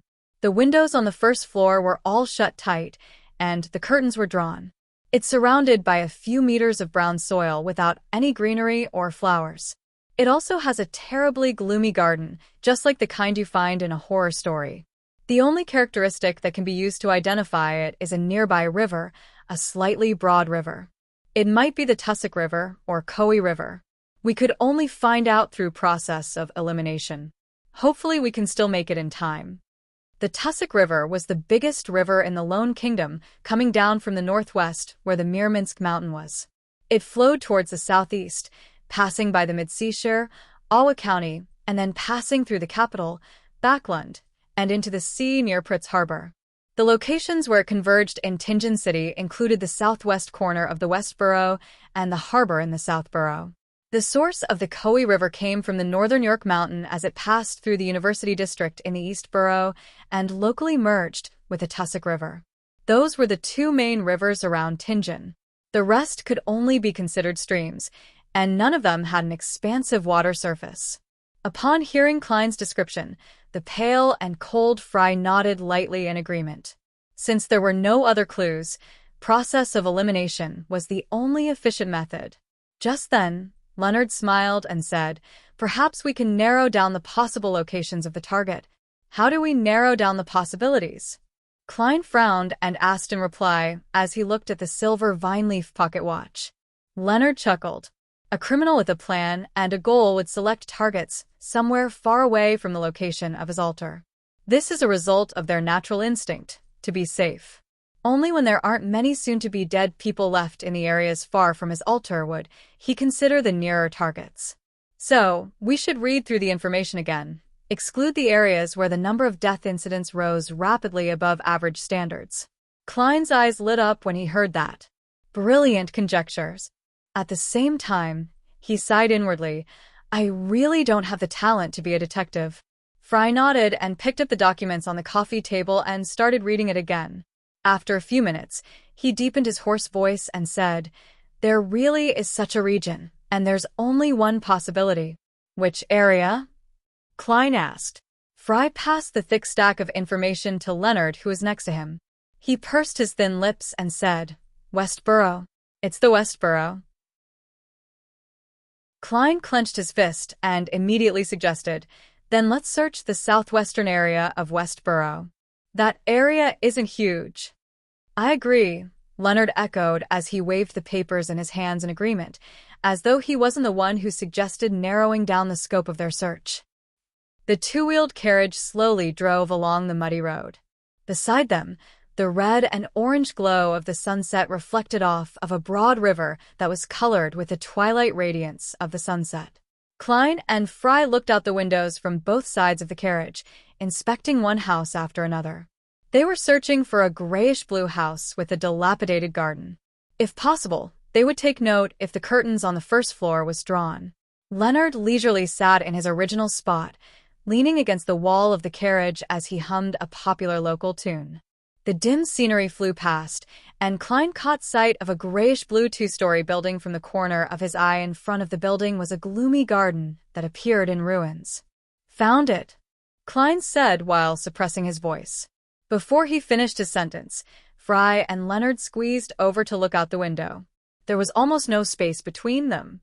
As the carriage drew closer to the building, the dark curtains that were drawn on the first floor appeared before the three Nighthawks' eyes. Klein didn't even need to divine whether they had the right building. He was completely certain that it was the building that he saw in his dream. That was where the evil altar was set up. None of them stopped the carriage, but instead allowed the carriage driver to continue driving forward. They passed their target and continued away from it, as though they were just passing by. When they could no longer see the building when they turned around, Leonard told the driver to stop the carriage. Klein, return to Zitland Street in this carriage and tell the captain to come here for assistance. Leonard snapped his fingers and smirked at his teammate. Is he thinking of me as a rookie and that I shouldn't be involved in such a dangerous mission? This fellow is still quite a nice guy. Klein was stunned as he realized what Leonard meant. Fry nodded in agreement. You just started combat training, and your job is a support role. I know, and a person who could kill so many in order to hold a ritual won't be an easy opponent. Only the captain could make this situation less terrifying. Klein took a breath and agreed rationally. He looked at Leonard, then at Fry before forcing a smile and said, Be careful. Don't worry, I cherish my life a lot. Until the captain arrives, we'll only keep watch and we won't get close. Leonard smiled. Fry didn't say anything but only picked up his suitcase. Klein was quiet for a while. He then took out a copper penny and said, Let me divine once for you. He chanted, What will happen here will lead to a good outcome.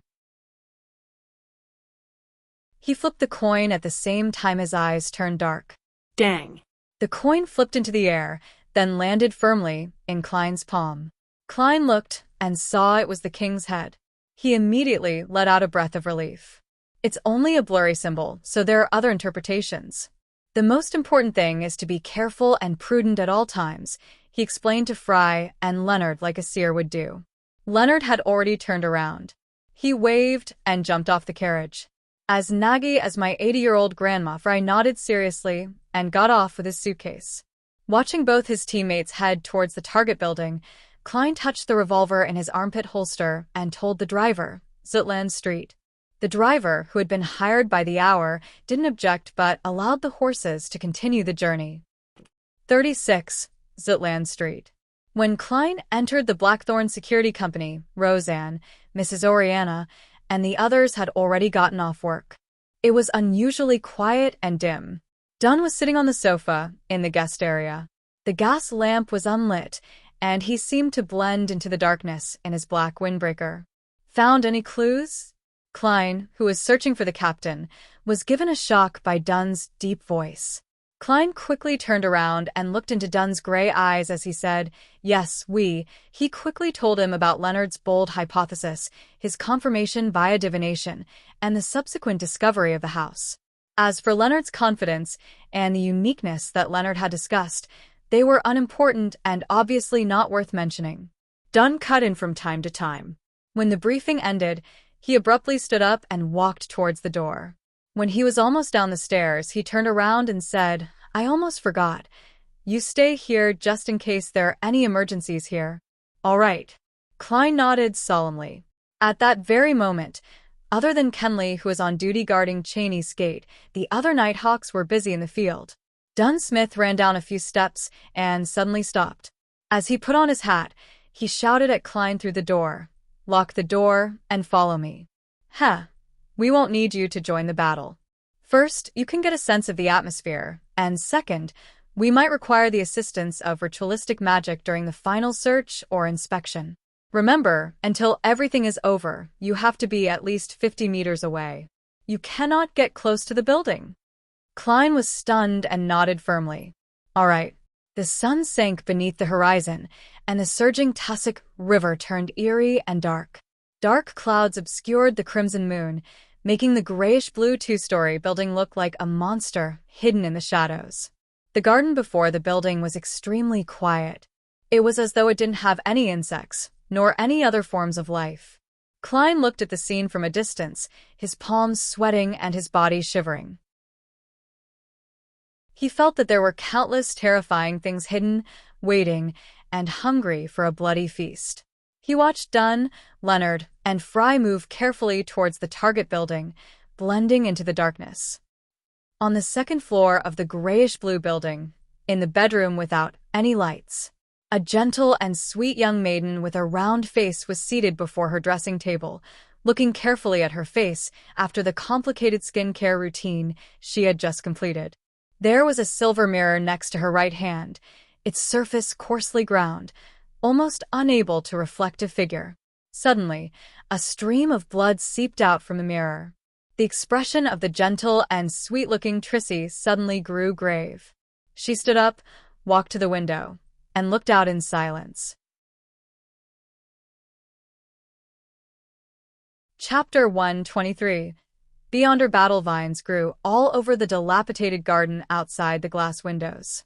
The river flowed softly, reflecting the stars in the sky as warm glows suffused out of the nearby buildings. Everything was silent, as if awaiting the arrival of night.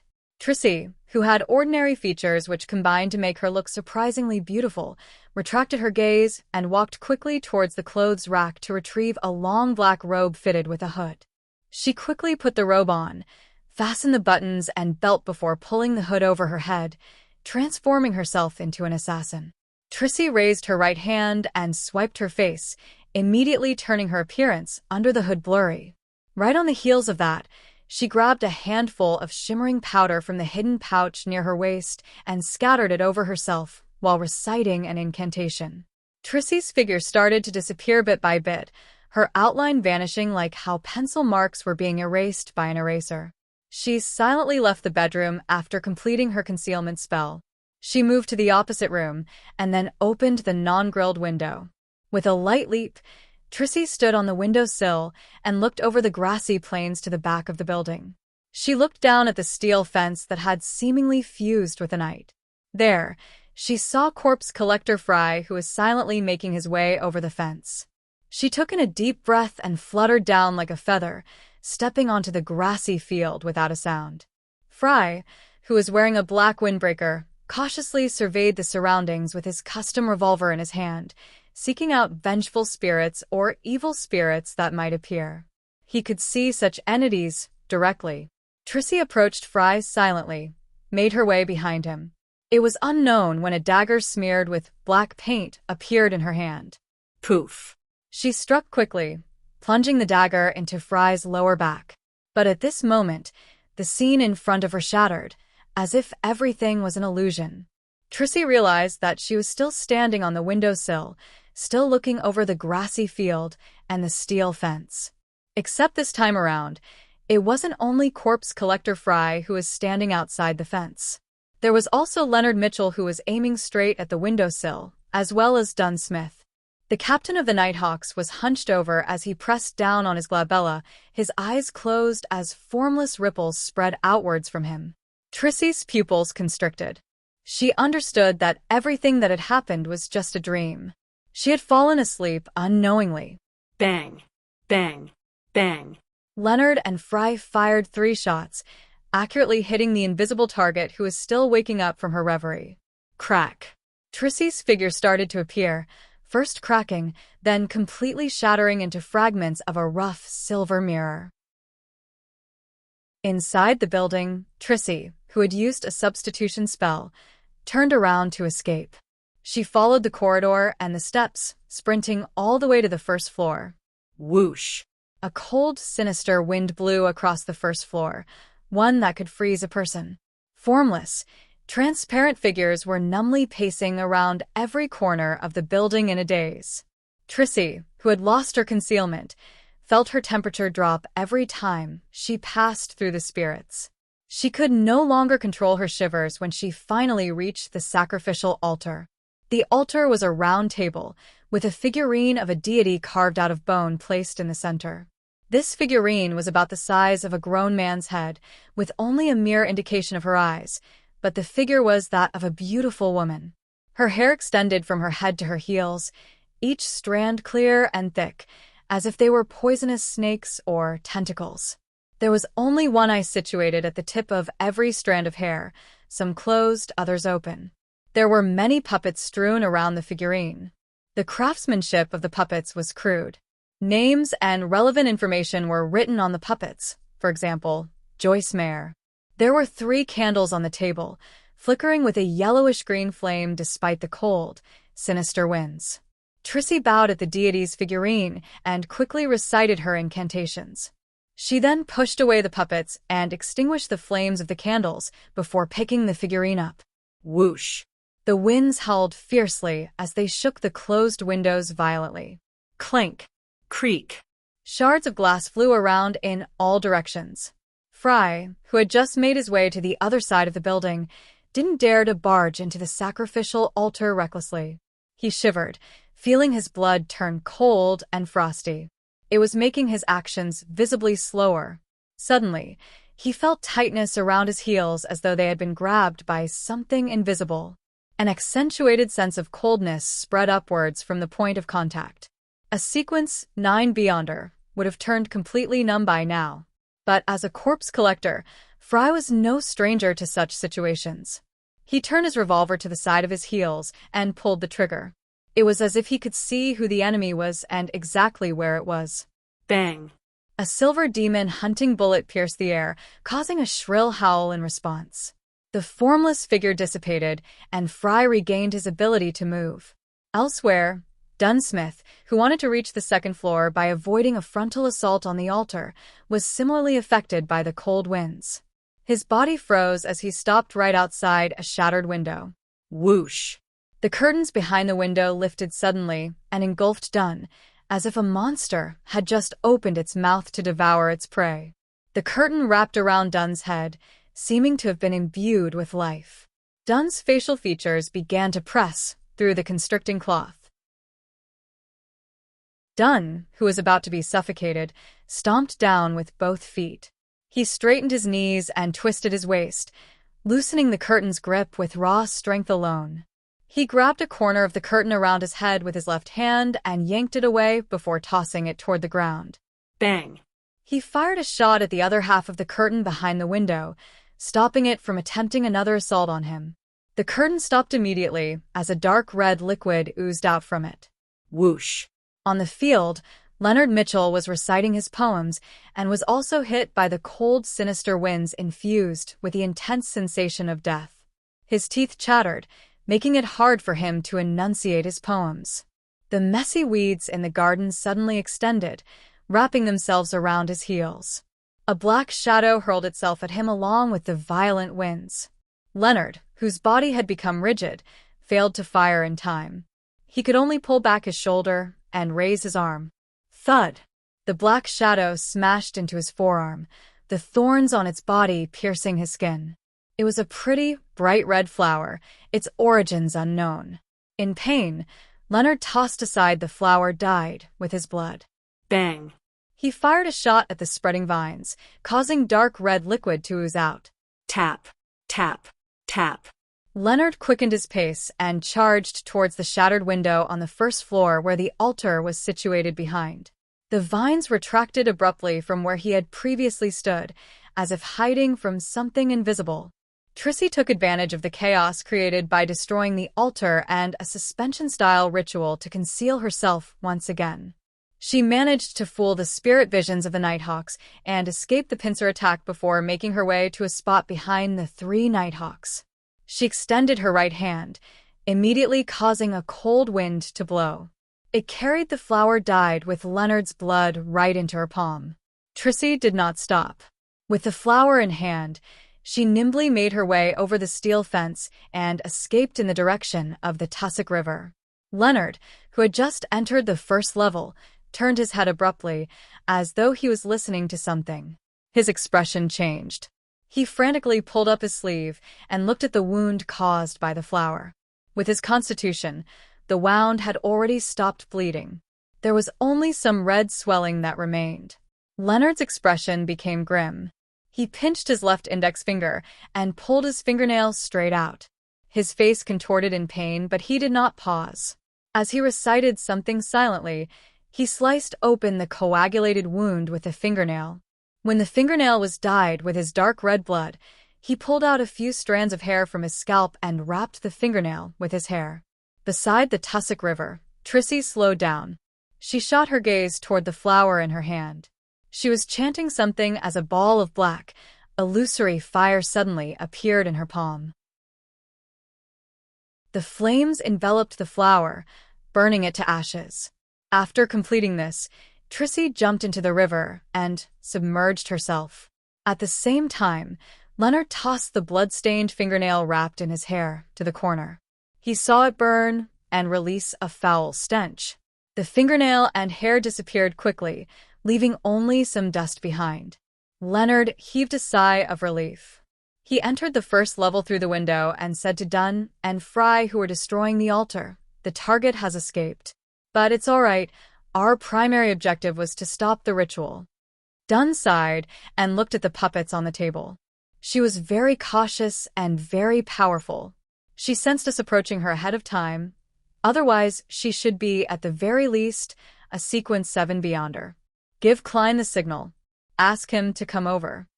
Through the brief interaction in the dream, he had determined that the enemy was female. Chapter 124. Wrapping up work, Klein was hidden in the shadows of a building dozens of meters away from the target building. He heard the faint sound of gunshots and the howling of violent winds. If the enemy runs towards me, should I draw my gun, or should I pretend that I didn't see him? He thought as he shivered in cold sweat. A beyonder that could, through various means, cut short the lives of others definitely wasn't a sequence 9 or sequence 8 beyonder. They certainly wouldn't be someone that a seer like him could fight against face to face.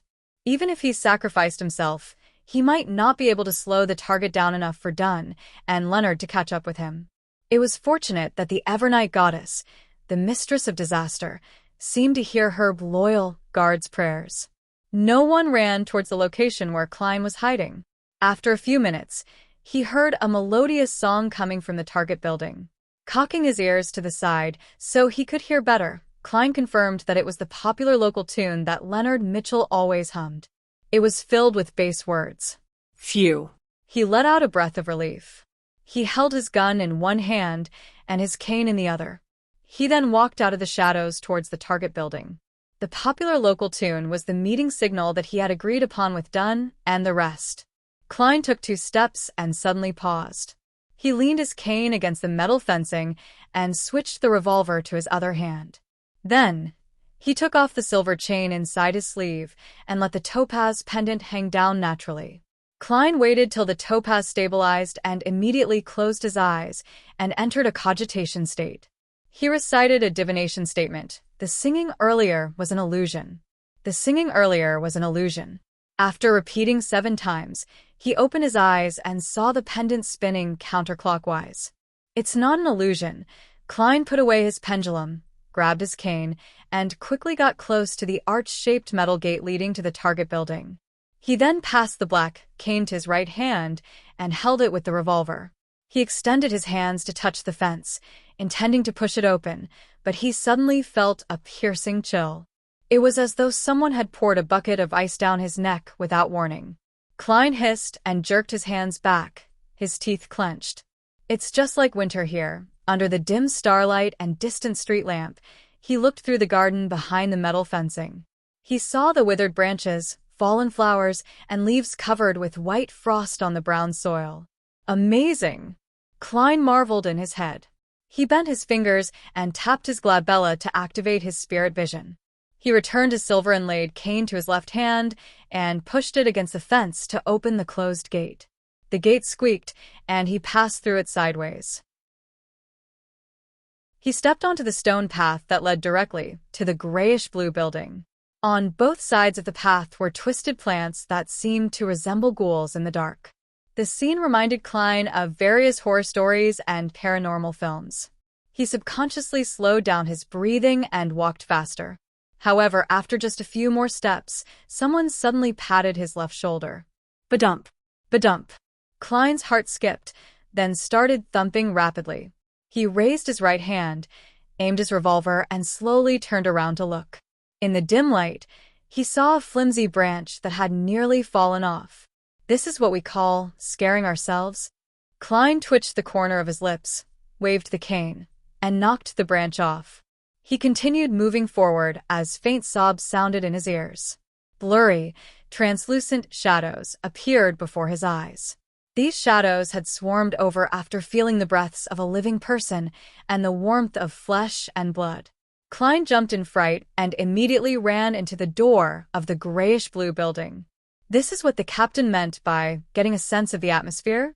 It's much scarier than the last time I helped Sir Deweyville. The resentment of that aggrieved spirit is more rigid than the shadows. She hadn't taken the initiative to attack back then, he thought as he walked towards the altar in the middle of the living room. It was a round table full of crudely made puppets. 3 unlit candles stood amidst the puppets. Dunn Smith stood right before the altar with his back to Klein. He took one puppet after another and looked at them. Corpse Collector Fry looked at the floating shadows and extended his hand in an attempt to comfort them, but all his hand did was pass through them helplessly.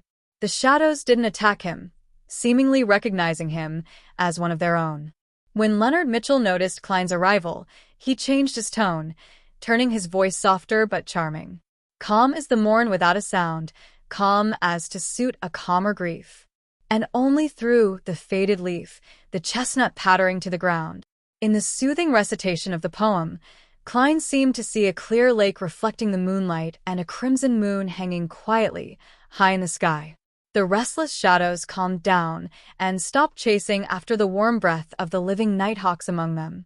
Dunn put down the puppet in his hand, turned around, and said to Klein, "This is a ceremony for a terrifying curse. It's fortunate that we've already destroyed it. First prepare a ritual to comfort the remaining spirits, then try to communicate with the spirits of the dead and see if you can get any clues from them." Klein, who realized that he was no longer a burden, immediately held his chest out and said, "Yes, Captain." He reached the altar in a few steps and extended his hands to sweep the puppets off of the round table. At that moment, he noticed from the corner of his eyes that every puppet had a name and a corresponding message. "Captain, did you discover anyone you know?" Klein asked in passing. Then he glanced at Dunn as Dunn looked at him. Both of them fell silent. "I'm so silly. Why would I ask any questions that test the captain's memory?" Klein nearly covered his face and sighed.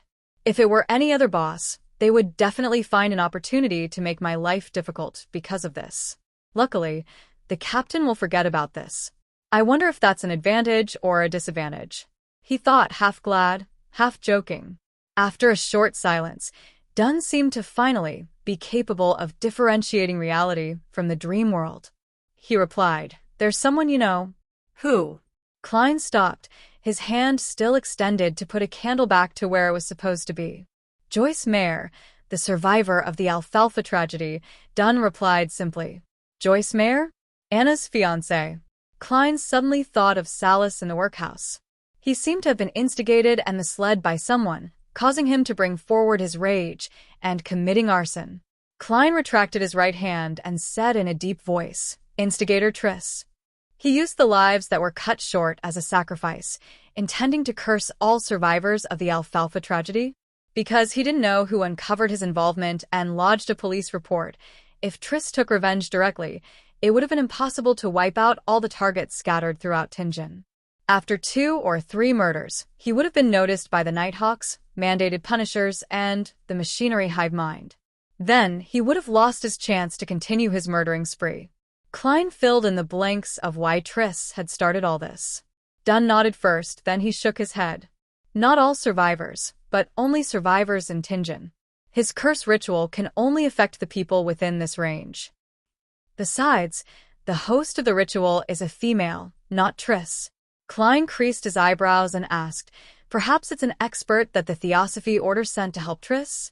Yes, the origins of the Theosophy Order might involve the Demonist sect. It's fairly normal for their experts to be female. Dunn smiled and said in his deep voice, "I agree with your judgment. Although we only encountered that woman and not Triss, there are guesses that we can make. Such as, the woman and Triss don't stay together. Or, that Triss was out looking for people who are dying soon." Klein didn't say anything further.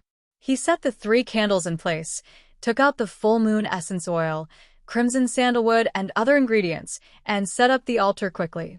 After he used a silver dagger to make a sealed wall, he started praying to the Evernight goddess, the mistress of calm and silence.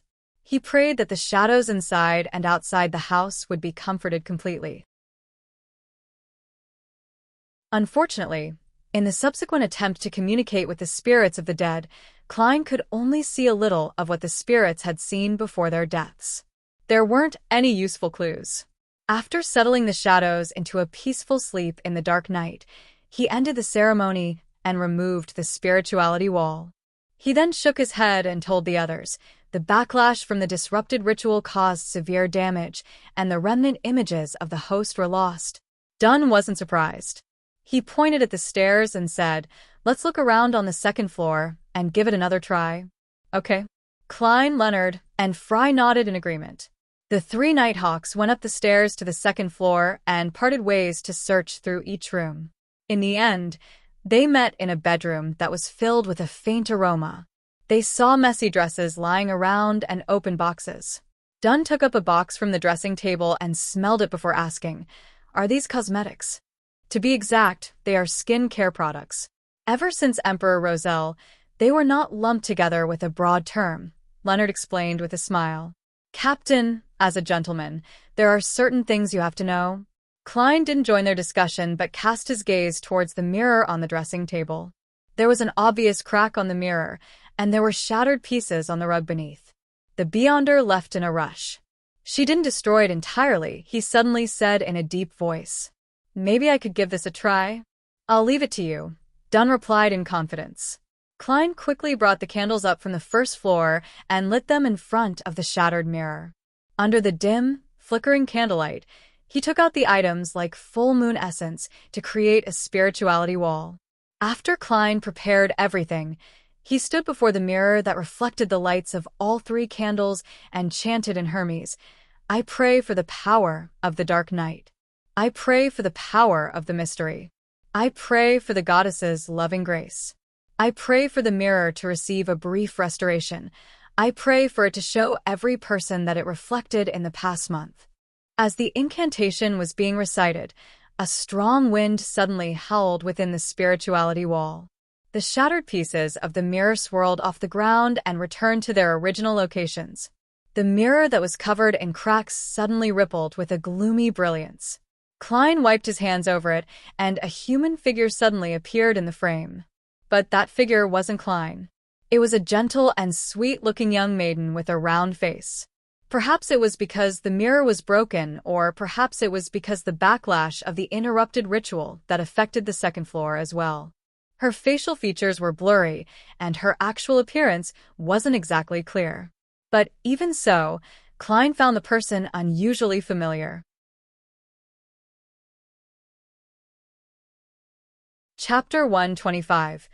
Bold idea. When faced with a strange sense of familiarity, other Sequence 9 Beyonders might try their best to recall or even disregard and forget about it. But a seer was different. Klein immediately ended the ritual and dispelled the wall of spirituality. He took out a piece of paper and wrote on it a statement, the source of the sense of familiarity. After which, he sat on the edge of the bed in the room and silently recited it with the piece of paper in hand. 7 times later, his pupils became darker. He fell asleep with the help of cogitation and started conversing with his own spirituality. In the hazy, contorted world, Klein saw a carriage. He saw a young lady wearing a long gray dress. This lady had smooth black hair, her face a little round. She had a gentle and pleasant demeanor, but her body was shivering unnaturally. The image flickered, and once again, Klein saw this young, pretty lady at the underground market. She was squatting and conversing with someone.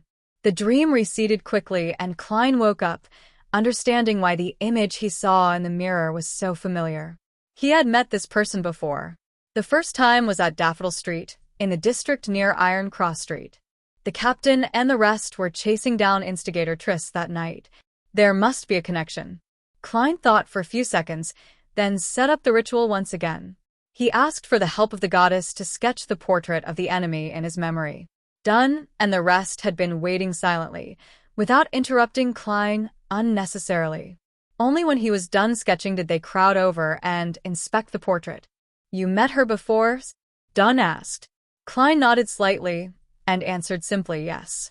"I saw her at the public carriage stop on Daffodil Street the night when you were going after the instigator. It was in the district near Iron Cross Street." "Then there's a good chance that she was the enemy just now, the partner of the instigator." Dunn nodded in thought. Leonard suddenly chimed in. "Don't any of you feel that this portrait is very familiar? She looks a lot like instigator Triss." Klein froze, immediately casting his gaze at the portrait again and studying it carefully. Yeah, they look very similar indeed. Round face, narrow eyes, gentle demeanor. The more he looked at the portrait, the more he felt that what Leonard said made sense. The biggest difference was that instigator Triss had ordinary features while the young lady could be considered pretty. Klein raised his head and looked at Leonard, noticing that he was signaling something to him by raising his brows. What does he mean? Klein was confused. Dunn Smith guessed. She could be the instigator's sister. Maybe like her brother, she joined the Theosophy Order or the Demonist sect. Leonard sighed after he realized how bad Klein was at reading his mind. He said in a serious tone, "I have a bold idea." "What idea?" Dunn asked. Leonard described succinctly, "I think that this person is instigator Triss." "What?" Fry exclaimed in shock. Dunn creased his brows and said, "What you mean is that instigator Triss is actually female, or a male who's pretending to be a female?" "No, from the dream, I can confirm that she's female." Klein had been exposed to many creative and ridiculous plots after all. He took another look at the portrait and immediately had another guess. Could it be that instigator Triss became a female? That could explain many things. For example, why would the trail leading to Triss suddenly sever? Why couldn't they find any traces, even with divination? Perhaps because there was a fundamental change to their target. The only question was how he could change into a woman in such a short span of time. And it appeared to be rather simple. He had pretty decent looks after his transformation even. I mean, to be honest, she's pretty attractive, Klein thought, distracted. Leonard nodded in relief. "Yes, that's my theory. This can perfectly explain why instigator Triss had seemed to vanish. It also fits with the strange fact that the upper echelons of the demonist sect are all female. Dunn and Fry were momentarily at a loss for words. Even though they had seen many monsters and wondrous things, it was their first time dealing with a transformation like this. What you mean is that there are a considerable number of women in the upper echelons of the demonist sect that used to be men? Dunn asked. He didn't wait for an answer before saying, that could be possible. Perhaps it's the unique characteristic of their potion. Klein shivered a little as he listened. He felt that the potion of the demonist sect was a trap. Let's hope that a similar potion doesn't exist in the pathway of the seer. No, definitely not. That is the pathway of the demonists. Even the name of the potion sounds wrong. But I still don't know what the corresponding sequence 1 to seer is. Klein subconsciously started praying to the goddess. Can potions accomplish such a thing? Fry asked with a little disbelief. Leonard laughed and threw up his hands. Even a mid to low sequence potion can cause unimaginable changes. After all, they all originated from the creator. Dunn turned to look at Klein. Try to divine where the target will appear next. All right. Klein went over to the pile of dresses and picked out one with mixed emotions. He spread it over the carpet. He held his cane over the dress and recalled the target's features and relevant information. He then began to recite in his heart. Triss Snow. Trissy's whereabouts. Trissy's whereabouts. 7 times later, Klein's pupils turned from brown to black. Wind started to blow around him. His left hand released his cane, allowing the black cane to wobble. Despite the shaking, the cane failed to fall. It stood tall in its original position. There's an interference, Klein said with a deep tone. An interference implies that our assumptions are correct. That lady just now was most probably instigator Triss Snow. Trissy. Upon seeing this, Dunn nodded indiscernibly. They live up to the reputation of the demonist sect which has been active since the last epoch. Since Triss had transformed into Trissy, Dunn deduced that she wasn't part of the Theosophy order, but the demonist sect. Surveying the surroundings, Dunn sighed and said, We can search for her through different means, such as where these clothes came from or the owner of this house. We can also get the police department to patrol the train stations and piers. We might be able to get some clues like that, but Trissy will definitely have had enough time to leave Tingen. Yes, I'll try it again above the gray fog when I'm back at home. Klein was cautious of people like Trissy, who wanted to unleash a massacre on a whim. He wanted to desperately find her and execute her on the spot. Leonard, head to the police department and gather a group to wrap up things here. Klein, you can go back and rest now. Dunn rubbed his temples and paused for a few seconds. He said to Klein partially to test him and also to teach him. How would you have handled this evening's mission? Assume that me, Leonard, and Fry are the only members on your team. Klein creased his brows and thought for more than 10 seconds. I'd first use divination to ascertain if the ritual would take effect soon. If the answer was negative, then I'd stick to observing and not approach. Then I'd notify the police department to deploy personnel around the area, as well as gather at least 5 cannons to bombard the entire building till wherever Trissy was hiding was leveled. She could either be blasted to death in the building, or attempt to flee amidst the cannon fire. This would easily expose her. Until then, I would station you and the rest at different spots. He got more and more excited as he continued. He felt that his idea was simple and effective, barbaric and decisive. It was very safe and very appropriate. Dunn, Leonard, and Fry were dumbfounded. They didn't say anything for a long time. Captain, is that not a good idea? The excited Klein's heart thumped rapidly when he saw that they had no reaction. Dunn was silent for a few seconds before he said, No, it is a good idea. But the premise is that we have to confirm that forceful destruction of the altar wouldn't create a more disastrous outcome. Sigh. As longtime Nighthawks, we're accustomed to relying on ourselves, our powers as Beyonders, and guns in all circumstances. We're not used to allowing normal people to come into contact with supernatural incidents. All right, I was always an ardent fan of firepower bombardment, Klein added in his heart. Klein and Leonard walked to the carriage station about 500 meters away before they saw it. After waiting for a while, they returned to Iron Cross Street. One went to the nearby police station, while the other returned to Daffodil Street. When Klein arrived at his front door, he adjusted his clothes and made sure that everything was all right before fishing out his keys and opening the door. Melissa and Benson were in the living room, quietly doing assignments and reading books respectively under the light from the gas lamp. Benson must be tired after toiling at work the entire day, yet he perseveres in his studies after he comes home. What a determined man. I can't do that. All I can think about now is lying down. Klein glanced at his brother and smiled, giving a silent greeting by raising his hand. Benson smiled and said, I now understand the price behind a handsome salary. There's a price for everything in this world. There's something we must give before we can gain anything in return, Klein said, leaving his cane on the rack next to the door. That's apparently something Emperor Roselle said, right? Melissa stopped writing and looked up. The Tianjin Technical School was different from universities and public schools. There was only 2 weeks for summer break, from late July to early August. Their lessons resumed the moment the hottest days were over. Is that so? I don't remember, Klein replied, his expression a little rigid. He took off his hat and headed upstairs. He intended to divine Trissy's whereabouts as soon as possible. Suddenly, he heard his stomach rumble. He felt intense hunger pangs. Oh right, I haven't had dinner. But the note I left said that the security company would provide food and asked them not to leave any food for me. Seriously, Captain, you actually forgot about it. Klein's expression changed several times as he intended to pretend that he was full. At that moment, Melissa turned and looked at him.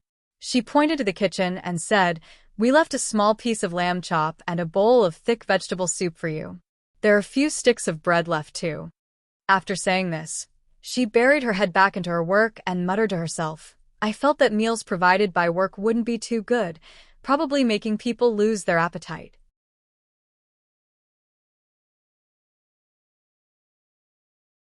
Chapter 126. Divination is an all-powerful sis. You worry too much, no. You're just so meticulous. Klein was suddenly energized. He smiled and said, Melissa, your concern is very reasonable. It's true that I'm actually a little hungry. Yeah, let me change and take a shower. Although his mouth was already watering, it was even more important to confirm instigator Trissy's whereabouts.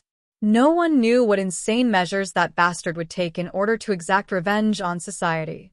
Okay. Melissa didn't lift her head, but continued her revision. Tap, tap, tap. Klein ran to the second floor and entered his bedroom. He locked the door, took off his jacket and armpit holster. Then, he took out a simple silver knife from the drawer. After sealing his room with a spirituality wall, he took a breath, steadied his emotions, and walked 4 steps counterclockwise. After the usual incantation, Klein appeared once again in the lofty palace above the gray fog. He was getting used to the mad ravings that he heard during the transportation process. Having completed a few rituals that day, he massaged his temples as he was slightly tired. He willed a piece of brown goatskin to appear on the long bronze table. Klein thought seriously, then wrote down the divination statement. Trissy's whereabouts. He wasn't sure if the name was written correctly, but he could use the girl's appearance and other detailed information as a guide as well. He held the goatskin and leaned back into the chair. He recalled the things related to Trissy in his head, then recited the divination statement 7 times. He emptied his mind, closed his eyes, and entered a dream state with the aid of cogitation. In the illusory scene amidst the fog, he saw a steam engine that spurted dense smoke and sparks. He also saw the rows of leather seats in a clean train carriage. The gentle and sweet-looking Trissy, with her round face and long eyes, sat near a window. There was a checkered fishnet hat on the table before her. Klein made repeated attempts to confirm the train number, but he failed to discern it. Soon, he couldn't stand the pressure and left his dream. The long bronze table and illusory crimson stars appeared before his eyes again. I could only confirm that Trissy took the steam locomotive and left Tianjin. There weren't any more clues. Sigh. It seems like this mysterious space only helps me eliminate interferences, but it doesn't do much to enhance the standard of my divinations.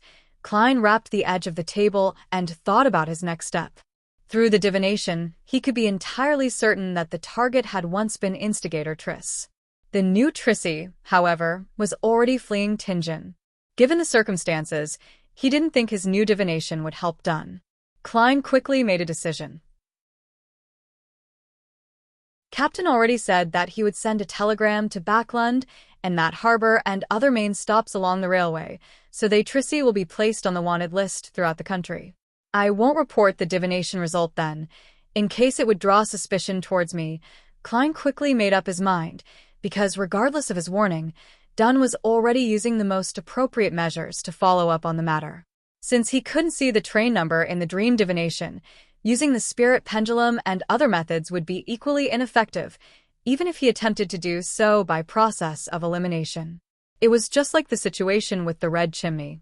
At that moment, he felt mentally drained, so he didn't stay above the gray fog any longer but enveloped himself with his spirituality and simulated the feeling of falling. When he returned to his room, his mind was filled with the thought of tasty, glistening mutton. I must add some fennel. Praise the lady. Klein swallowed his saliva, swiftly removed the spirituality wall, and opened his door. The next morning at 9:20, he entered the Blackthorn Security Company with his cane in hand. Good morning, Klein. I have good news. Roseanne waved her hands excitedly from behind the reception desk. Klein's eyes lit up as he asked, We caught Trissy? Trissy? Who is she? The green-dressed Roseanne looked lost. You probably don't know her. What's the good news? Klein redirected the topic. Roseanne replied with a glowing smile. The captain's request has been approved. The police department is going to transfer 2 police staff members who have come across supernatural incidents to be clerks here. I finally don't need to frequently stay up all night. Praise the lady. That's great news, Klein echoed sincerely. After exchanging a few more pleasantries with Roseanne, he went through the partition and went underground. He planned to continue with his mysticism lessons. When he passed the captain's office and the Nighthawk's entertainment room, he popped his head in and looked around. He saw that Dunn, Leonard, and the rest were still there. It meant that the search and elimination investigation the night before had failed to return anything worthwhile. The rest would be handed over to the police department so that they could take care of the tedious follow-up tasks. At first, Klein wanted to chat with the captain to get an update on the situation. But he saw that Captain was busy typing telegrams, so he decided not to disturb him. He could ask the captain again at lunch. He went underground by following the stairs and saw the 2 classic gas lamps in their metal racks. He saw the ever-quiet corridor which was lit up by the light behind the glass. He breathed in the cold but refreshing breeze, took a few steps, and suddenly stopped. He suddenly looked towards the gas lamp, and his eyebrows gradually creased. He had made a crucial mistake. A mistake that could only be made by someone with knowledge from Earth. In his divination above the gray fog the night before, Klein had seen Trissy taking a steam locomotive. Hence, he subconsciously believed that it was something happening at that moment. But this world had yet to invent electric lights or similar equipment. When the sky grew dark, there were almost no steam locomotives in operation that ferried humans.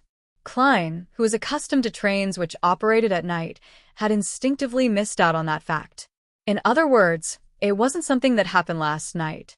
It was a scene from the future, which meant that it was going to happen that day or the day after. Klein's heartstrings tightened, and he paced back and forth. Then he went upstairs again. He knocked and opened the door to the entertainment room, and he saw that Leonard was reciting a poem by the window, looking helpless. Klein ignored Kenley, Royale, and Sikatron who were playing cards. He looked towards Leonard and said, I have a question for you. Would it be that you want to learn tricks to entertain the ladies? Leonard teased, putting down selected poems by Roselle. He exited the entertainment room and followed Klein halfway down the stairs that led underground. He then looked into Klein's eyes and said with a chuckle, It seems like you did a successful divination last night. Klein didn't explain further but said straightforwardly, I divined that Trissy will leave on a steam locomotive. After their conversation at the workhouse in the West Borough, He didn't mind appearing slightly special before Leonard. Steam locomotive. The earliest train is at 7 in the morning. Leonard took out his pocket watch from his shirt and flipped it open to take a glance. No time to waste. I'll tell the captain that I received a reliable tip. He quickly went upstairs and left the Blackthorn Security Company. After being gone for a few minutes, he returned and went into Dunn Smith's office.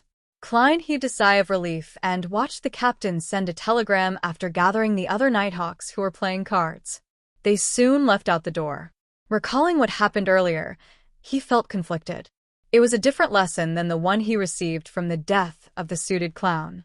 He had committed a mistake with similar characteristics which made him seem to understand this lesson more, leaving a deeper impression on him.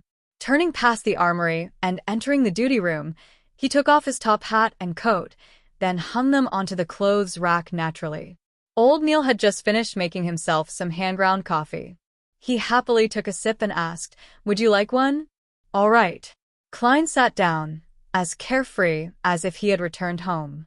Old Neil glanced at him and frowned, quipping, "Still 3 cubes of sugar with a spoon of milk? You're such a sweet tooth. This is harmful to your teeth and your body." No, I only like it sweet when I'm drinking coffee. When I have grilled steak or roasted meat, I prefer rose salt, black pepper, fennel, and other condiments. Klein always believed that he was a fan of all flavors. Old Neil finished the coffee quickly. He pushed it over and said, "Do you want to take a break or start straight away? Let me settle down for a few minutes." The captain and the team got a tip about Trissy's whereabouts, and they're on the way to the steam locomotive station. "I wonder what the outcome will be," Klein sighed. Old Neil clicked his tongue and said, "Is the tip detailed enough? Are they sure which train it is?" "No, it's not confirmed," Klein said, pursing his lips. Old Neil suddenly laughed. Under such circumstances, the possibility of failure is much higher than success. Trissy should be a Sequence 7 Beyonder, and a Beyonder at that level won't be captured so easily. Haha, don't rely on divination. Divination isn't all-powerful. You'll only obtain symbolic signs which are very easy to interpret them wrongly or ignore something. Klein recalled the mistake that he made this time and felt melancholic. He nodded sincerely. Yeah, divination isn't all-powerful. After he said that, he sighed. His mind, body, and soul suddenly entered a magical state. He leaned backward slightly, intending to let out a breath. Just then, he suddenly heard an illusory shattering noise in his ear. He felt something dissolving inside him, blending together with his spirit. Klein half closed his eyes and experienced the unique and indescribable feeling in silence. Klein didn't need anyone to tell him that it was a result of the complete digestion of the seer potion. The first town that the Tussock River passed by after it flowed through Tingen City was called Wuxia. It was also the first stop from Tingen to Backlund for the steam locomotive. On the platform, Trissy changed into a long beige dress and put on a woman's circular hat. Fine fishnet gauze hung down from the edge of her hat, covering half her face. Her appearance became blurry and indiscernible. She had already sent a telegram to her partner in Tingen to remind the other person to be careful. She told them that she had used money she burgled to buy a steam locomotive ticket to Backlund. The reason Trissy didn't get on the train from Tingen but went downstream to Wuxia was because she still had her instinct and rich experience as an assassin. Whoa. A train let out a long and sharp whistle as the long metal behemoth chugged to a stop next to the platform while spurting smoke and sparks. Trissy didn't carry any luggage and entered the first cabin. At the same time, she decided to get off the train after 3 stations and enter Backlund through other methods. In the basement of St. Selena Cathedral, Klein closed his eyes and leaned backwards in his seat. He took in the complete digestion of the potion, and he faintly saw one illusory star after another. Those stars seemed to share a baffling connection with him, and they seemed to want to lump together and fuse as one. After the indescribable feeling of hunger and thirst receded, Klein returned to normal and stopped having any additional experiences. But my mind feels a lot more relaxed and pure. He opened his eyes and thought. At that moment, he knew that he had become a real, complete seer.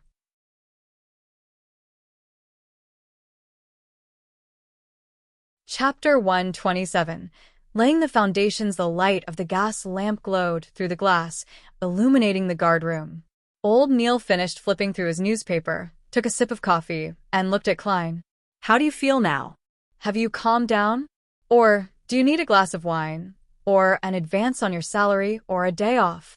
Klein, who had completely digested the seer potion, was attempting to change his switch that activated his spirit vision with cogitation. He didn't want it to be too obvious. The present him no longer needed to rely on a physical motion to activate his spirit vision. Therefore, he could use a more concealed approach to achieve his goal, for example, stroking the joints of his middle finger with his thumb in quick succession, or clicking twice with his left molar. Klein considered the situations in which he needed to use his spirit vision while holding a revolver in one hand and a cane in the other. Finally, he settled on clicking his molar. His left molar would be used to activate the spirit vision, and his right molar to deactivate it. After repeatedly suggesting to himself, he completed the change. He then opened his eyes and smiled. I was merely too concerned about the captain's operation. I don't need to calm myself down. At the same time, he clicked his left molar twice and attempted to activate his spirit vision. He wanted to familiarize himself with this method as quickly as possible. Cough, cough, cough. Old Neil started coughing violently. He coughed till his face turned red, like a cooked lobster. What happened? Klein froze before asking in concern. He scanned Old Neil's aura seriously, only to notice that the colors representing his health were still normal, only a little dull due to his age. Old Neil coughed for nearly 20 seconds before earning respite. He felt for his cup of coffee and slowly took a sip. Everyone makes mistakes, ahem. I choked on my drink just now. Shall we begin our mysticism lessons for today? All right. Klein silently clicked his right molars twice. Klein was elated, yet frustrated that he had completely digested the seer potion a week or two ahead of his prediction. He was naturally glad that he was freed from the risk of losing control and would advance soon, obtaining even more beyonder powers. That was something anyone would be happy and excited about. But he was also frustrated, as it disrupted his plans and schedules. Considering the fact that he still had to stay with the Tinjin Nighthawks for some time, Klein thought that secretly advancing to Clown wasn't the wisest choice. If he did so, he would be constantly worried about being exposed, and he would be unable to use his abilities when there were missions, making it even more dangerous for himself. He planned to learn from Spirit Medium daily and submit an application to the higher-ups. He would use his contributions to obtain the recipe and extraordinary ingredients before officially advancing into a Sequence 8 Nighthawk. But there was a difference between grasping a potion in a month and in a year. Klein could bear the scrutiny of the Holy Cathedral and become a talent for nurturing, but he didn't want the higher-ups to suspect him. He needed to find a convincing reason to explain his circumstances. He had planned to use the time before the seer potion was completely digested to lay some foundations with a captain. For example, he would mention that he felt his spirituality become more active whenever he went to the divination club, or pretend to casually describe the laws of a seer that he had derived from helping other people divine their fortunes. He could also mention that he didn't hear any voices that he shouldn't be hearing, or see things that are not for his eyes. This way, the higher-ups of the Nighthawks would think that he had unintentionally learned something from Daly when completing his mission, and had done a more thorough job than her. This would make the higher-ups focus more on summarizing the laws and discovering the acting method, reducing the suspicion placed on Klein. That way, I could even help the captain and the rest learn about the acting method, Klein added in his heart. He felt that Dunn Smith was a good captain. He had no glaring flaws other than his poor memory. Thus, he wanted to reduce the risk of Dunn losing control and make him more powerful. Of course, Klein could also choose to apply after a year to avoid any risks.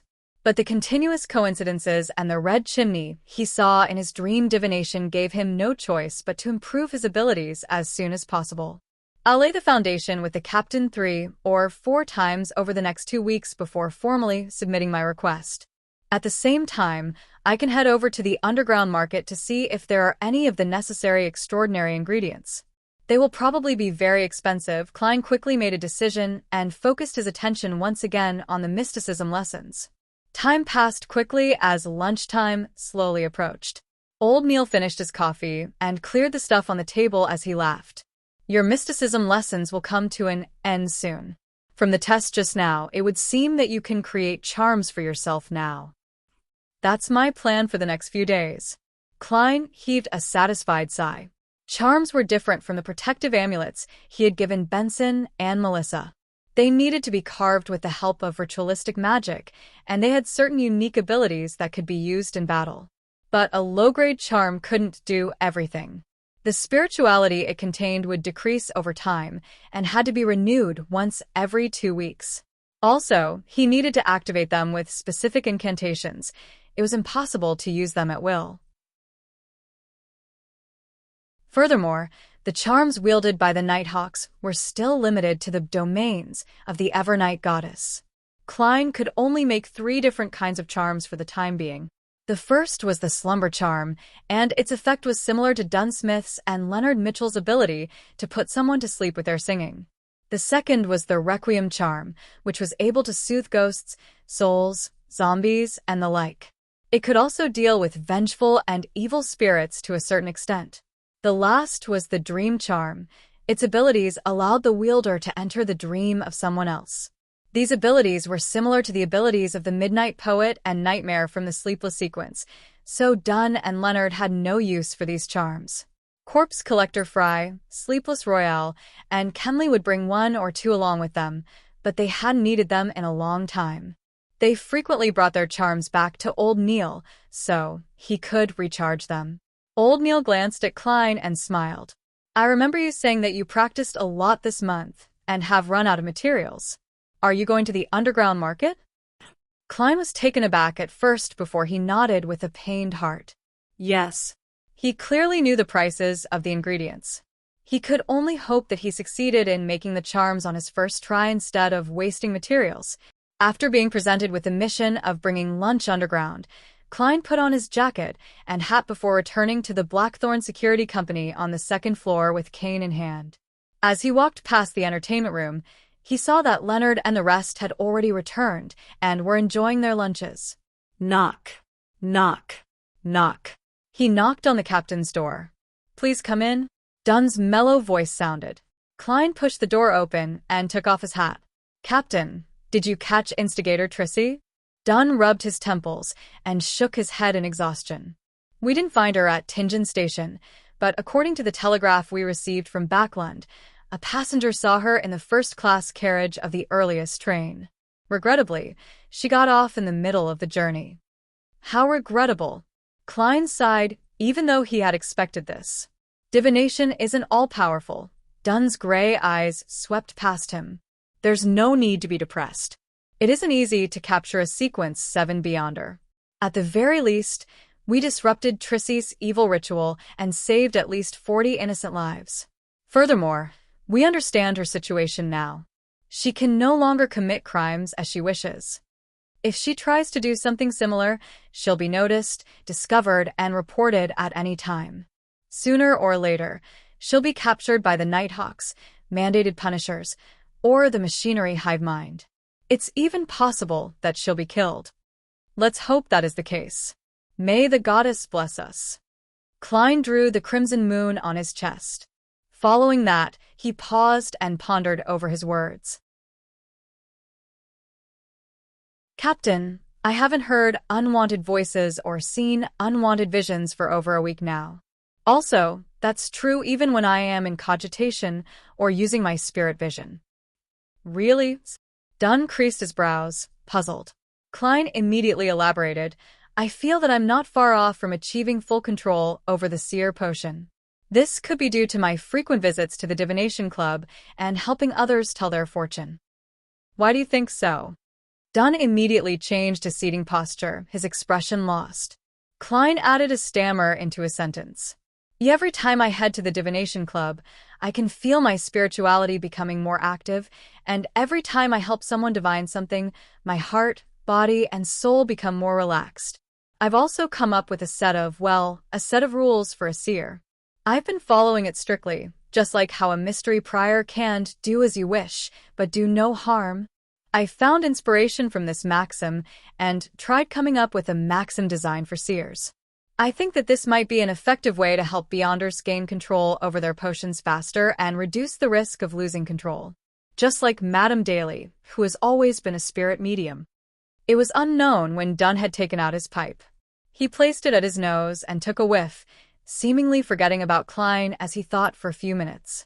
A remarkable guess, and an interesting trial. Klein had only wanted to briefly mention it this time around to set up an underlying reason, so he did not say anything further.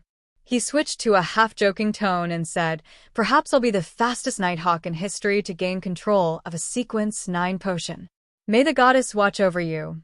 Dunn blessed him, not taking him seriously. He then slipped into deep thought once again. Witnessing this, Klein turned around and said his goodbyes before leaving the captain's office. He was closing the door to the room when he suddenly thought of another difficult question. How in the world was he going to act as a clown? Must I join a circus? There are no fixed circuses in Tingen, they're all roaming ones. Klein's expression became a little bitter. Being a seer was still a rather respectable occupation. Klein would still be able to hold his head up high even if he was spotted by someone he knew. But if he became a clown, there was no way his reputation would hold. Perhaps there are other ways of acting as a clown. There were no circuses or clowns when the blasphemy slate was revealed to the world. Forget it, I won't have the chance to advance for another 2 or 3 weeks, so there's no need to deliberate over this for now. Klein avoided the question and headed to the reception area. He walked toward Roseanne, Mrs. Oriana, and Brett to fetch his and old Neil's lunch.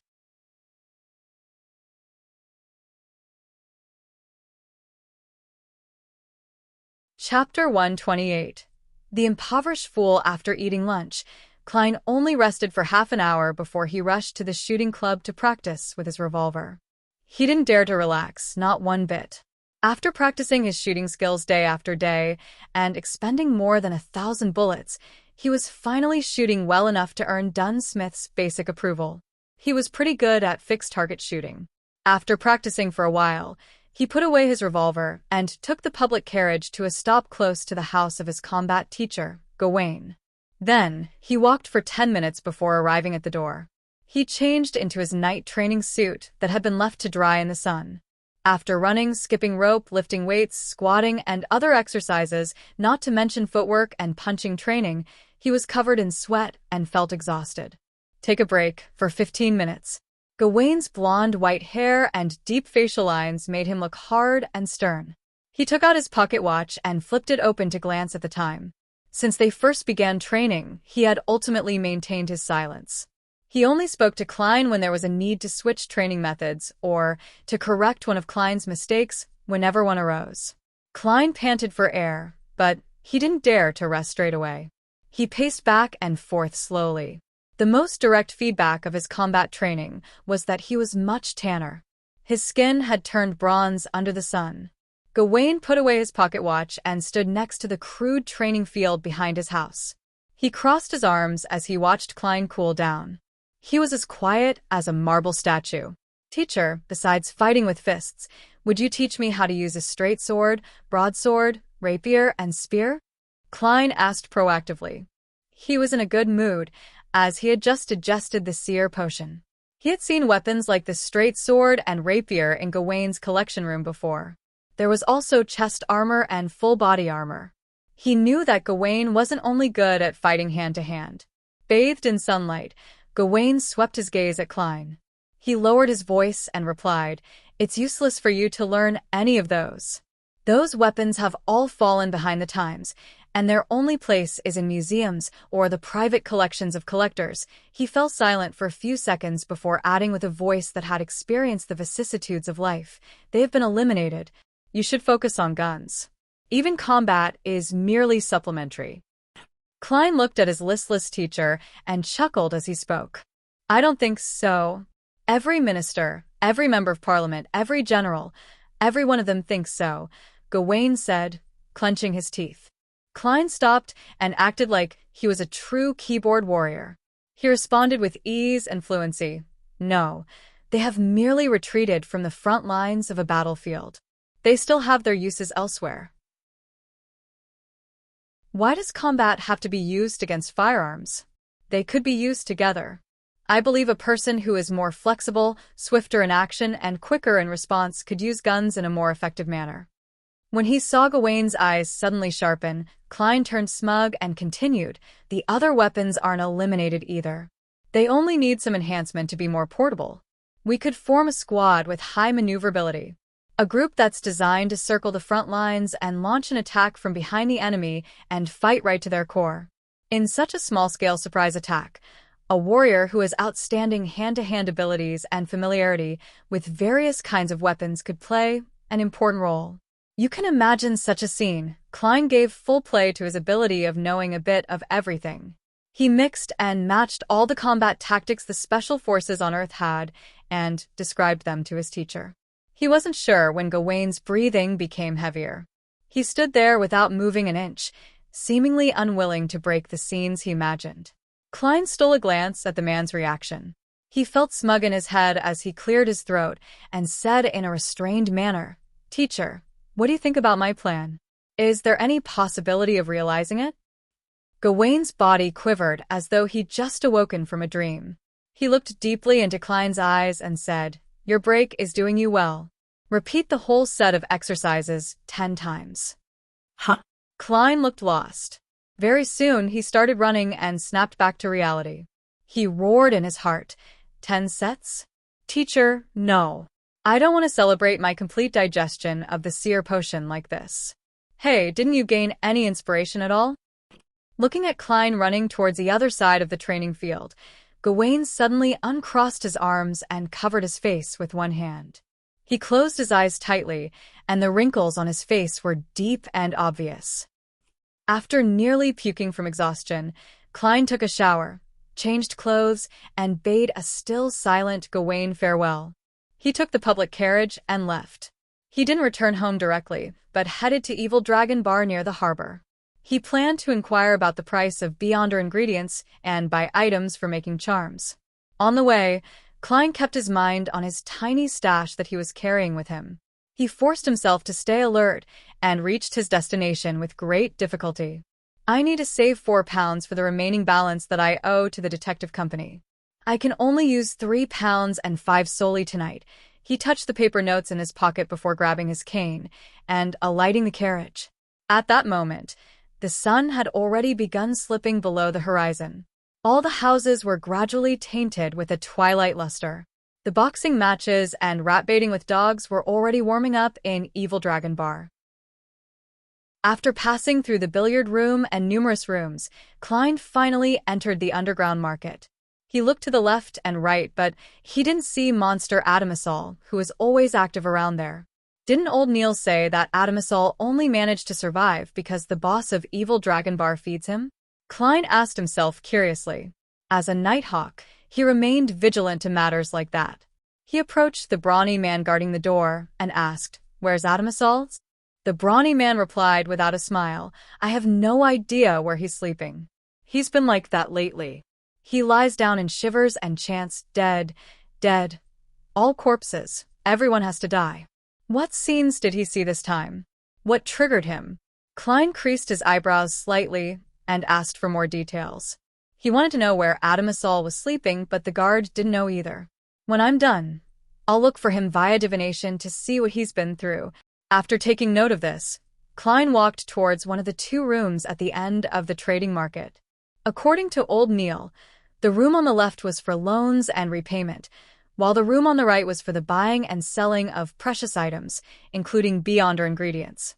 When he opened the door to enter the room on the right, Klein realized that there was a partition that separated it into 2 spaces, the inside and the outside. There were another 3 customers waiting on the outside.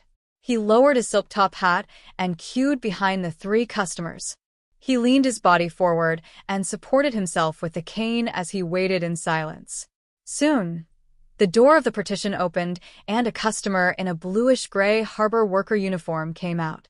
He kept his head low and left in a hurry. Klein lightly clicked his left molar twice and looked at the man with spirit vision. He then looked at the other 3 customers.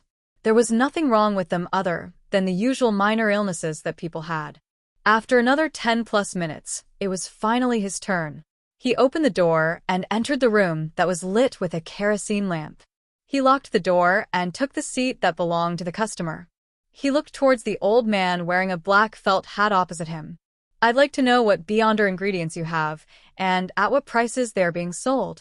The cheek muscles of the elder were droopy and the wrinkles at the corner of his eyes were deep, but his body was well built.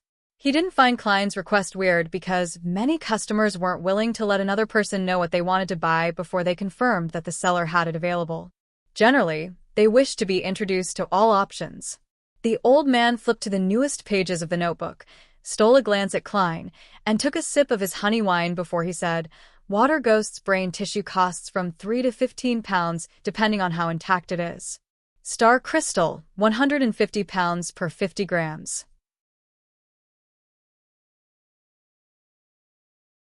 £200 for 1 queen bee grass. £170 for an adult black-spotted frog. £280 for human-faced rose. But there's only one." Klein controlled his emotional response. After he listened to the old man's introduction, he was surprised that an underground trading place like this had fewer than 30 Beyonder ingredients. As he touched the notes worth £7 in his pocket and thought of Miss Justice's attitude towards £1,000, he sighed. "Unfortunately, there is nothing I want." Without waiting for the elder to pose any further questions, he quickly turned around to open the door and made an exit. He returned to the underground market and looked around blankly. He stood there for a while and sighed with a bitter smile. "I'm probably the poorest boss among all the secret organizations." That only steeled his resolve of getting ingredients internally from the Nighthawks or through exchanges with Justice or the Hanged Man. After circling the underground market twice, Klein picked and purchased ingredients to make charms, such as a partially finished silver piece, herbal powders needed for rituals, and natural ores. He spent £1.15 solely in total. My private stash of money only has £5.10 solely left. Excluding the final payment to the detective, I still have £1.10 solely. After Klein silently did the math regarding his financial situation, he felt helpless. Of course, he knew very well that he had only been working for just over a month. If the time span had been extended to a year, he should have been able to save up more than £100. In another 2 weeks, I'll have to tell Benson and Melissa that I've gotten a raise to £3. We can hire a maidservant, but I won't have a private stash of money anymore, Klein thought as he walked towards the exit of the underground market. Just then, he saw old Neil in his classic black robe entering slowly. "Got everything?" Old Neil greeted with a chuckle. "Yes," Klein answered frankly. Old Neil sked immediately. "You came really early." "That's because I'm still hungry, but you've already had your dinner." Klein chatted casually with old Neil. After a while, the boss of Evil Dragon Bar, Swain, walked in with his Navy officer uniform draped over him. He approached the two of them with a mask of solemnity and lowered his voice. "I need your help." "What happened?" Old Neil suddenly turned serious, and Klein couldn't help but feel a tug at his heartstrings. Swain's brown hair was messy, and there was a strong smell of alcohol in his breath. He replied in a low voice, "A member from the mandated Punishers has lost control nearby. We have to finish him before he harms any commoners." You're tuning in to the Li Mei's Wuxia Whispers YouTube channel. We're so grateful for your support, and don't forget to subscribe to join us on this incredible journey through captivating stories. Your generosity through donations truly makes a world of difference, as it's the primary source of revenue that allows me to expand and enhance this channel for you. Thank you from the bottom of my heart for being a part of this adventure.